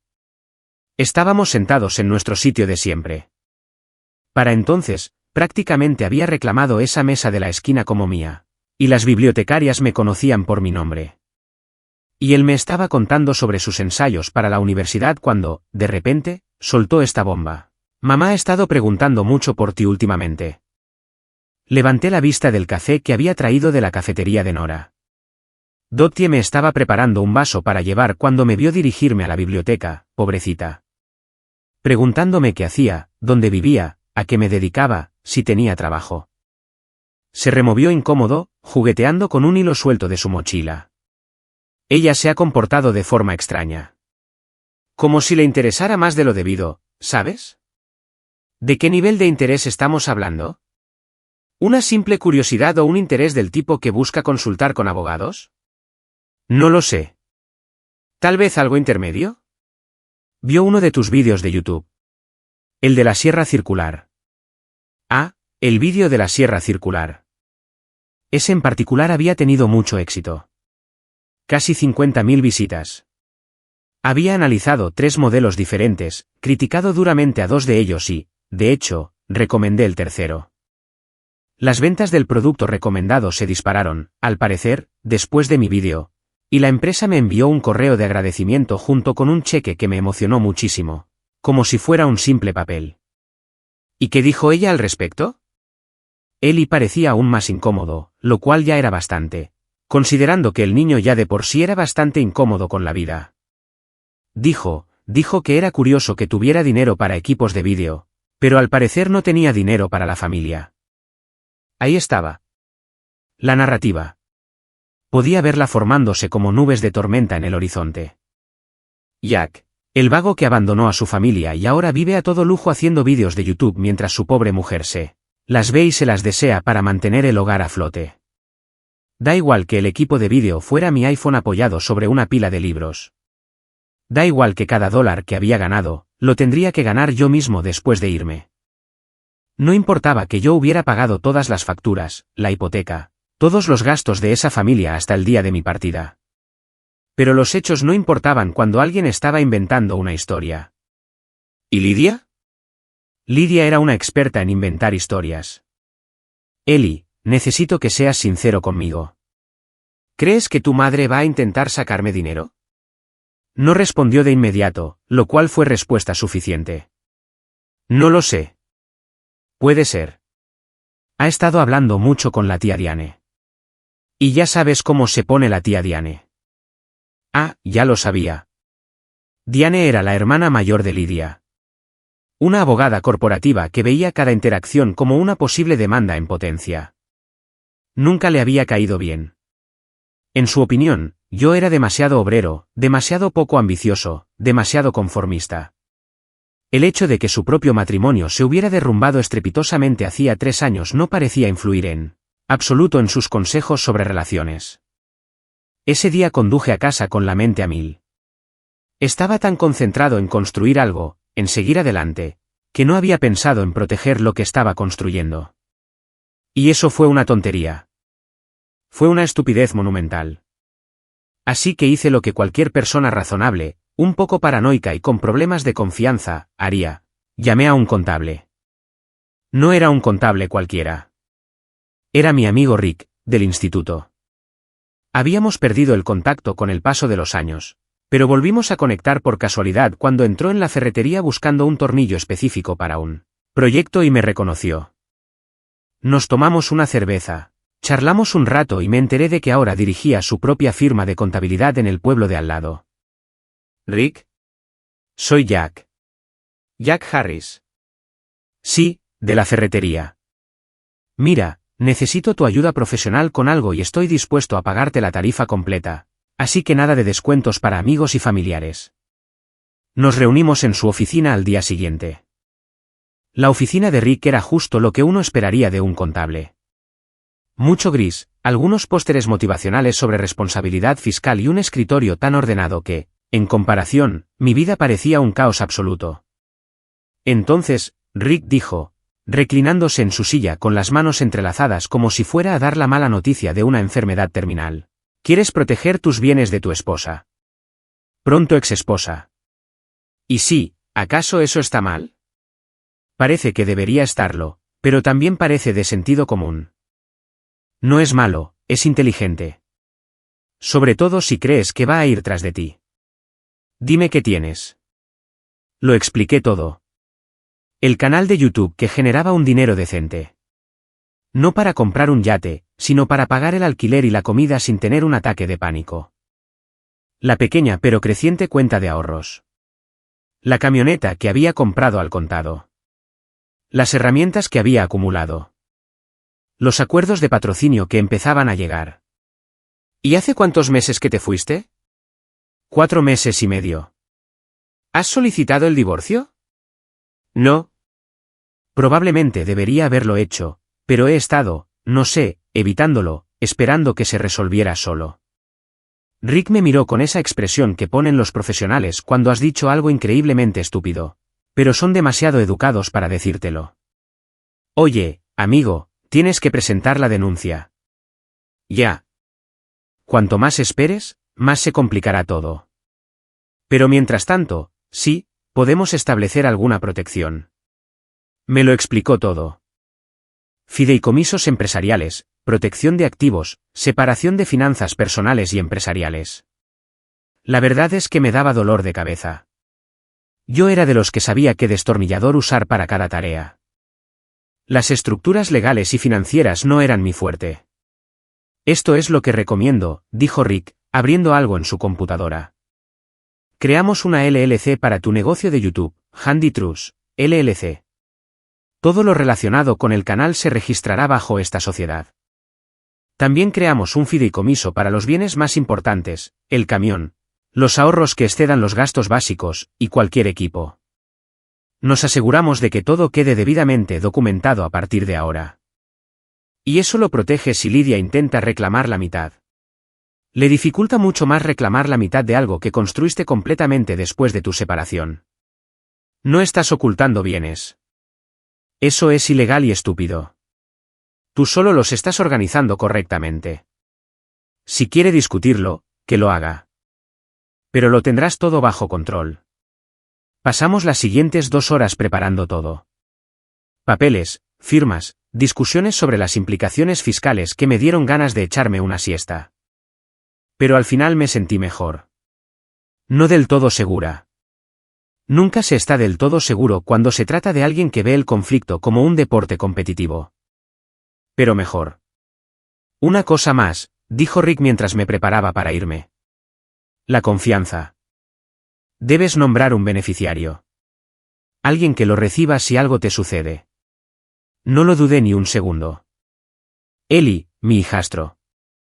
¿No es tu hijo biológico? No. Pero es el único que estuvo ahí cuando más se le necesitaba. Eso significa algo.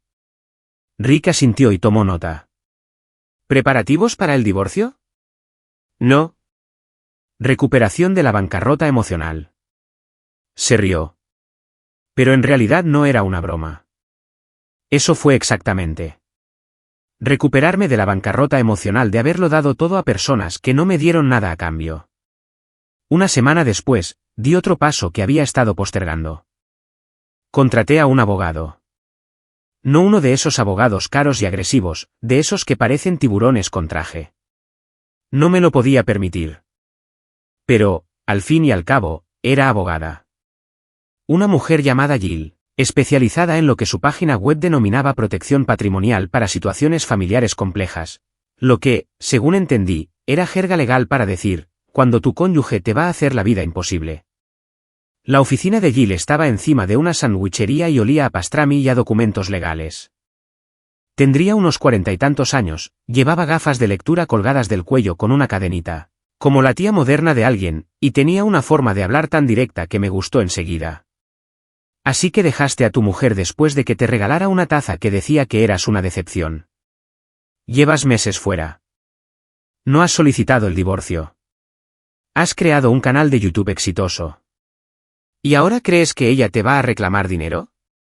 ¿Lo he dicho todo bien? Dicho así, suena como una canción country rarísima. La mayoría de los divorcios son como canciones country raras. Por eso tengo trabajo. Mi consejo es este. Y como estás pagando por él, escúchalo con atención. Solicita el divorcio ahora mismo. No esperes a que ella presente la denuncia. Preséntala tú primero. Tú controlas la historia. También dejas bien claro que todo lo que has ganado desde que te fuiste es propiedad separada. Pero seguimos casados legalmente. Sí, pero llevas separada. Si puedes demostrar que has vivido separado, manteniéndote a ti mismo y sin mezclar tus finanzas, el tribunal generalmente considerará los bienes adquiridos durante la separación como propiedad separada. En general. No hay garantías, pero tendrás más posibilidades si tomas la iniciativa. ¿Y si lucha contra ello? Jill sonrió, y era una sonrisa que sugería que había visto de todo en su carrera. Cosas realmente desagradables. Entonces lucha contra ello. Pero la gente que intenta apropiarse de lo ajeno suele quedar en ridículo. A los tribunales no les gusta el rencor. No les gusta la avaricia disfrazada de justicia. Si te reclama bienes que adquiriste después de irte, bienes que amasaste de la nada mientras vivías en un motel, la mayoría de los jueces se darán cuenta. ¿Qué hago entonces? Documenta todo. Cada dólar que ganas, de dónde viene y a dónde va. Cada vídeo que haces, cada acuerdo de patrocinio, cada gasto. Mantén todo separado de los asuntos conjuntos. No le des motivos para atacarla. Y, lo más importante, se inclinó hacia adelante, dejando que sus gafas se le resbalaran por la nariz. Tú prosperas. Tu éxito fue tan rotundo, tan evidente, tan innegable que, cuando la gente analiza la situación, no ve a un hombre que abandonó a su familia. Ven a un hombre que dejó atrás una situación tóxica y construyó algo mejor. Me cae bien Jill.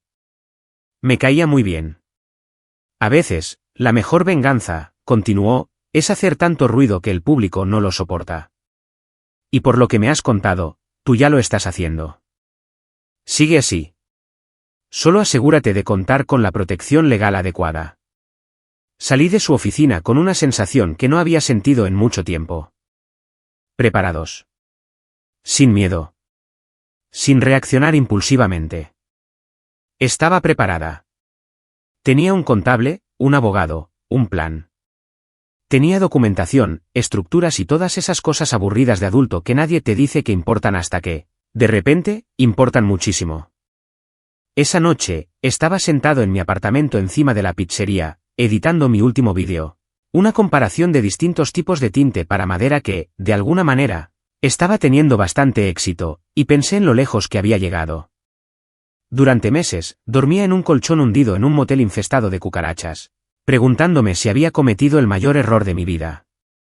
Ahora tenía un apartamento, un negocio, un plan, un abogado que entendía que a veces irse no es rendirse, sino sobrevivir, un contador que se aseguraba de que no fuera a perder todo lo que había construido y, lo más importante, tenía algo que no me podían quitar, la prueba de que no era la decepción que habían dicho que era.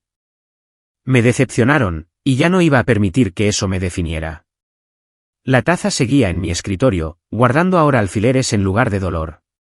Cada vez que la miraba, sonreía. Creían que me estaban doblegando, pero en realidad solo me liberaron. Y ahora me aseguraría de que nadie pudiera volver a enjaularme. Las redes sociales son maravillosas cuando quieres vigilar a la gente sin hablar con ella directamente. Es como tener una ventana a la vida de alguien, solo que lo ponen todo en escena para que pienses que su vida es perfecta. Y si eres lo suficientemente mezquino, que, seamos sinceros, yo lo era, puedes aprovechar ese momento para planear tu gran reaparición. Así fue como me enteré de la fiesta de graduación de Madison. Estaba mirando Facebook en mi cuenta falsa de Golden Retriever. Sí, todavía lo tenía, no me juzguen, cuando vi la publicación. Gran anuncio de Lydia, con uno de esos diseños gráficos personalizados que parecen comprados en Etsy para que se vean elegantes. Celebración de graduación. Acompáñanos a celebrar el logro de Madison. Sábado, 15 de junio, de 2 a 6. Comida, música y recuerdos. Jornada de puertas abiertas, todos son bienvenidos. Fiesta de birretes de graduación. Todos son bienvenidos. Esa fue la frase que me conquistó. Todos son bienvenidos. Me pregunté si eso incluía al marido al que había destrozado emocionalmente y luego reportado como desaparecido en Facebook, como si yo fuera un perro perdido. Probablemente no. Pero, técnicamente, había dicho que todos eran bienvenidos, y yo creo firmemente en la palabra de la gente. Además, tenía cosas que decir. Necesitaba cerrar algunos capítulos. Y tal vez, solo tal vez, quería que vieran en qué me había convertido. No el tipo destrozado que se había marchado con una bolsa de lona y la autoestima por los suelos. El tipo que se había reconstruido y convertido en alguien mejor. Así que lo marqué en mi calendario. 15 de junio, la fiesta de graduación de Madison. El día de mi regreso. Se lo conté a Tommy tomando un café 2 días antes de la fiesta. Me miró como si acabara de anunciar que iba a tirarme en paracaídas sin paracaídas. ¿Qué vas a hacer ahora? Voy a la fiesta. Solo para hacer acto de presencia. Enhorabuena. Sé educado. Jack, amigo, esa es una pésima idea. Probablemente. Pero lo haré de todas formas. ¿Por qué? ¿Qué sentido tiene? Tú ya lo superaste. Ya tienes tu vida resuelta. ¿Para qué volver allí? Lo pensé. Echando azúcar en mi café, que ya no necesitaba más. Porque necesitan ver que no me doblegaron. Porque Madison se gradúa y, a pesar de todo, ayudé a criarla durante 3 años. Porque quiero que sepan que no me escondo. No me avergüenzo. Me fui y estoy bien. Mejor que bien. Tommy suspiró. Un suspiro que indicaba que sabía que no iba a convencerme de lo contrario. Al menos no vayas solo. ¿Necesitas ayuda? No. Esto es algo que tengo que hacer yo solo. Pero agradezco la oferta. O eres valiente o eres tonto, y aún no lo sé. ¿Acaso no pueden ser ambas? El sábado amaneció con un tiempo perfecto. Soleado. No hacía demasiado calor. Era un día de esos que te hacen creer que las cosas buenas son posibles. Me puse mis mejores vaqueros, una camisa de botones que había planchado y unas botas que había limpiado hasta que parecían casi nuevas. Me miré al espejo y apenas reconocí al tipo que me devolvía la mirada. Seguro de sí mismo. Impecable. No el hombre derrotado que se había marchado arrastrando los pies hacía 4 meses. ¿La casa? Dios. Seguía considerándola la casa. Aunque llevaba 3 años pagando la hipoteca. Por fuera seguía igual. El mismo revestimiento beige. El mismo buzón que yo instalé. La misma entrada donde le enseñé a Madison a aparcar en paralelo y donde casi derriba los cubos de basura del vecino. Había una carpa enorme en el patio trasero. Se oía música, risas, el bullicio de una fiesta. Por un instante, casi me doy la vuelta. Estuve a punto de volver a mi camioneta y marcharme. Fue una tontería. Me busqué problemas. Pero entonces recordé la taza. Recordé la publicación de Lydia en Facebook sobre mi desaparición. Recordé todas las bromas a mi costa. Cada vez que sonreía y fingía que no me dolía, subía por el camino de entrada como si fuera mía. Porque, técnicamente, legalmente, aún era copropietaria. Esa era una conversación para los abogados. Pero, por ahora, me dio la confianza para cruzar esa puerta y entrar al patio trasero como si fuera de allí. La fiesta terminó. No de inmediato. No de forma drástica. Sino como si alguien hubiera bajado lentamente el volumen de todo. Las conversaciones se interrumpieron a mitad de la frase. Alguien dejó caer un vaso de plástico. La música siguió sonando. Una canción pop que no reconocí. De repente, el volumen era ensordecedor. Lidia estaba de pie cerca de la mesa de las bebidas, con la copa de vino a medio camino de los labios, paralizada como si alguien hubiera puesto su vida en pausa. Su rostro reflejó una increíble montaña rusa de emociones, sorpresa, confusión, ira, pánico, hasta que finalmente adoptó una expresión como si acabara de morder un limón. Madison estaba junto a la mesa del pastel, con un vestido azul y una gorra de graduación que decía, listo, en letras brillantes. Se puso pálida. Estaba pálida, como si hubiera visto un fantasma, lo cual, supongo, en cierto modo era cierto. ¿Pero Eli? Eli estaba sentado en una de esas mesas alquiladas con unos amigos. Y cuando me vio, se le iluminó la cara. Se puso de pie y empezó a caminar hacia mí. Y esa fue toda la confirmación que necesitaba de que había tomado la decisión correcta. ¿Jack?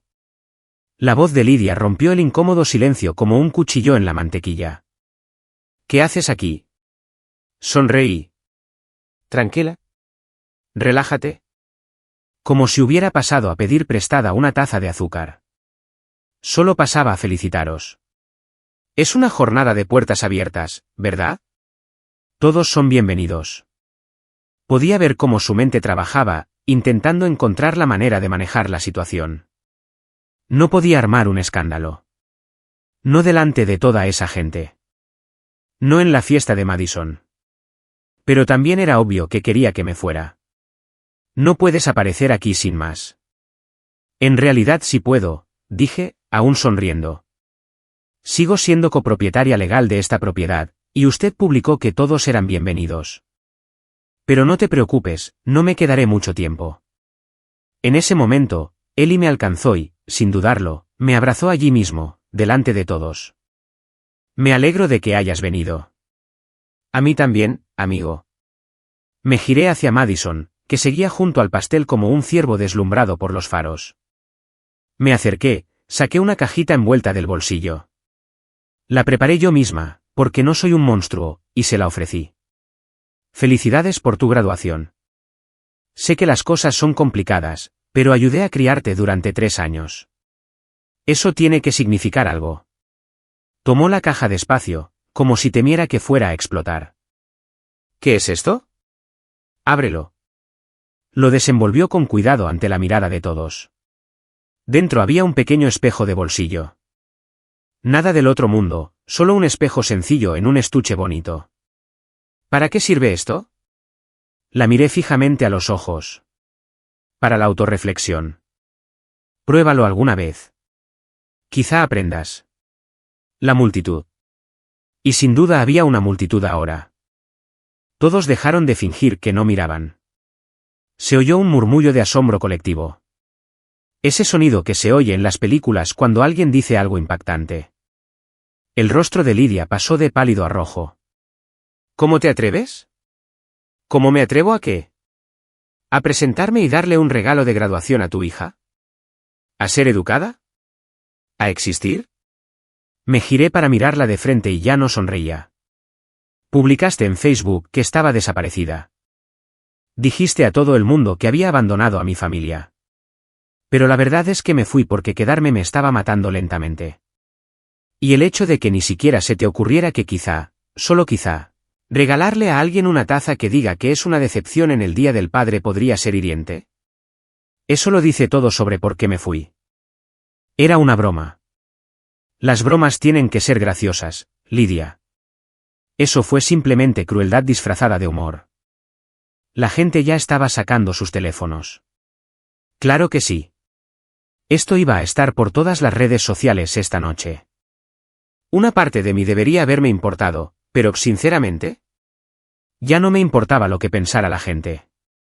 No vine aquí a armar un escándalo, dije con voz más tranquila. Vine a felicitar a Madison. A demostrarle a Ellie que sigo a su lado. Y a probarme a mí misma que ya no te tengo miedo. Misión cumplida. Empecé a caminar hacia la puerta, pero me detuve. Volví sobre mis pasos una vez más. Ah, ¿y Lidia? Quizás deberías consultar con tu abogado antes de intentar reclamarme dinero. El mío dice que no tienes caso, pero adelante, inténtalo. Tengo tiempo y documentación. ¿De verdad? El silencio que dejé tras de mí fue más ensordecedor que cualquier discusión. Subí a mi camioneta, arranqué y sonreí durante todo el camino a casa. Las consecuencias de la fiesta fueron inmediatas y, sinceramente, casi hermosas en su caos. El domingo por la mañana, mi teléfono no paraba de sonar. Ellie me había escrito. Fue lo más cruel que he visto en mi vida. Mamá ha estado dando vueltas por la casa toda la noche. Tommy llamó para preguntarme si me había vuelto completamente loca o si por fin había recuperado la cordura, lo cual me pareció una pregunta bastante justa. Y luego estaban los mensajes de números desconocidos.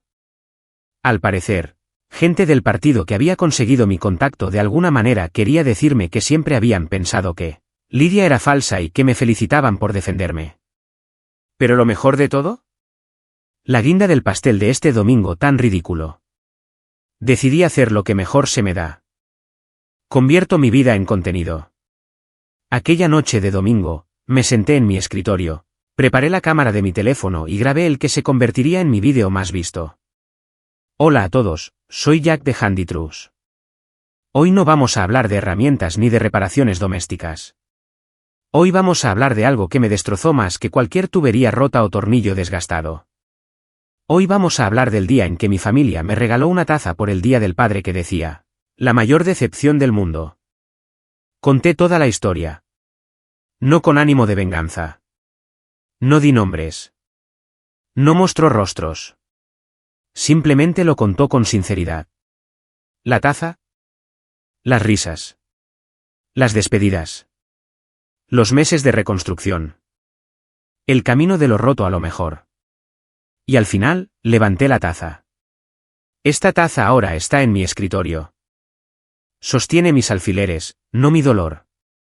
Porque esto es lo que aprendí, cuando la gente te etiqueta como una decepción, en realidad te están hablando de sus expectativas, no de tu valía. Esperaban que me quedara, que siguiera aguantando, que siguiera siendo su saco de boxeo disfrazado de broma. Y los decepcioné al elegirme a mí misma. Lo publiqué con el título, La mayor decepción del mundo. El día que mi familia me regaló la libertad en una taza. Se hizo viral. No me refiero a un baile viral de TikTok, sino a historias reales de personas reales compartiendo sus propias experiencias. En 48 horas, alcanzó el 500.000 de visitas. La sección de comentarios se convirtió en un inesperado grupo de apoyo para personas, en su mayoría hombres, que habían pasado por situaciones similares. Igual, hermano. Me fui después de 20 años siendo el hazmerreír. Mi esposa me regaló una camiseta que decía el marido más o menos bueno del mundo, y lo hizo con mala intención. Me identifico con eso. A veces, irse es lo más valiente que puedes hacer. Los medios de comunicación se hicieron eco de la noticia. Primero los locales, luego los regionales. Di algunas entrevistas, siempre con mucha clase, sin mencionar jamás a Lidia ni a los niños por su nombre. Simplemente conté mi historia. La historia de un hombre que cayó y decidió levantarse. Y luego, 2 semanas después de que el vídeo se hiciera viral, recibí un correo electrónico que me dejó mirando la pantalla durante 5 minutos. De Email Protected. Asunto, lo siento. Leí tu publicación. Vi tu vídeo. No lo entendí antes. Lamento lo de la taza. Lamento haberme reído. Lamento no haberme dado cuenta del efecto que tenía en ti. No espero que me perdones ni que quieras tener nada que ver conmigo. Pero mereces saber que por fin lo entiendo. Tú no fuiste la decepción. Nos decepcionamos a nosotros mismos y nos desquitamos contigo. Eso no fue justo. Estoy trabajando para mejorar. Espero que estés bien. Te veo feliz en tus vídeos. Me alegro. Madison, no fue una disculpa completa. No lo arregló todo. Pero fue sincera, y eso fue más de lo que jamás había recibido mientras vivía en esa casa. Le respondí. Gracias por decir eso. Significa mucho más de lo que te imaginas. Espero que tú también estés bien. Si quieres hablar, siempre puedes tomar un café conmigo. Ella nunca aceptó mi invitación. Pero saber que se había puesto en contacto conmigo, que había madurado lo suficiente como para reconocer lo sucedido, me bastó. 6 meses después de irme, me encontraba mejor que en años. El canal de YouTube estaba en pleno auge. 50.000 suscriptores y subiendo. Empecé a hacer trabajos de mantenimiento por mi cuenta, creando una cartera de clientes gracias al boca a boca y a mis vídeos. Me mudé a un apartamento más grande, uno sin el olor constante a pizza, aunque la verdad es que lo echaba de menos. Eli y yo seguíamos viéndonos cada 2 sábados. Había elegido una universidad al otro lado del estado, lo suficientemente lejos de casa para respirar, pero lo suficientemente cerca para visitarlo. Me ofrecía ayudarlo con la mudanza cuando llegara el momento, y aceptó sin dudarlo. Los papeles del divorcio ya se habían presentado. Sorprendentemente, Lydia no los impugnó. Según Jill, mi abogada, se había dado cuenta de que pelear solo la dejaría en peor posición, sobre todo después de mi vídeo. A veces, la opinión pública tiene más poder que un tribunal. ¿Y la taza? Seguía en mi escritorio, con alfileres y algún que otro clip. En vídeos me preguntaban por qué la conservaba, si no me recordaba a los malos momentos. Pero lo cierto es que sí me lo recordó. Me recordó que había sobrevivido. Que había tomado lo peor que alguien podía darme y lo había convertido en motivación. Que su intento de quebrarme en realidad me había liberado. Cada mañana, tomaba un alfiler de esa taza para anotar mi lista de tareas pendientes. Y cada mañana sonreía. Porque yo era la prueba viviente de que puedes ser la decepción de alguien y aún así ser tu propia historia de éxito. Pensaban que esa taza me definiría. Tenían razón, aunque no como ellos pretendían. Ese momento marcó el momento en que me elegí a mí misma. El momento en que decidí que era mejor que me llamaran decepción quienes no me valoraban a que me valoraran quienes solo me veían como una broma. Para ellos fui la mayor decepción del mundo. Pero para mí misma, al fin fui suficiente. Y esa, resultó ser la única opinión que realmente importaba.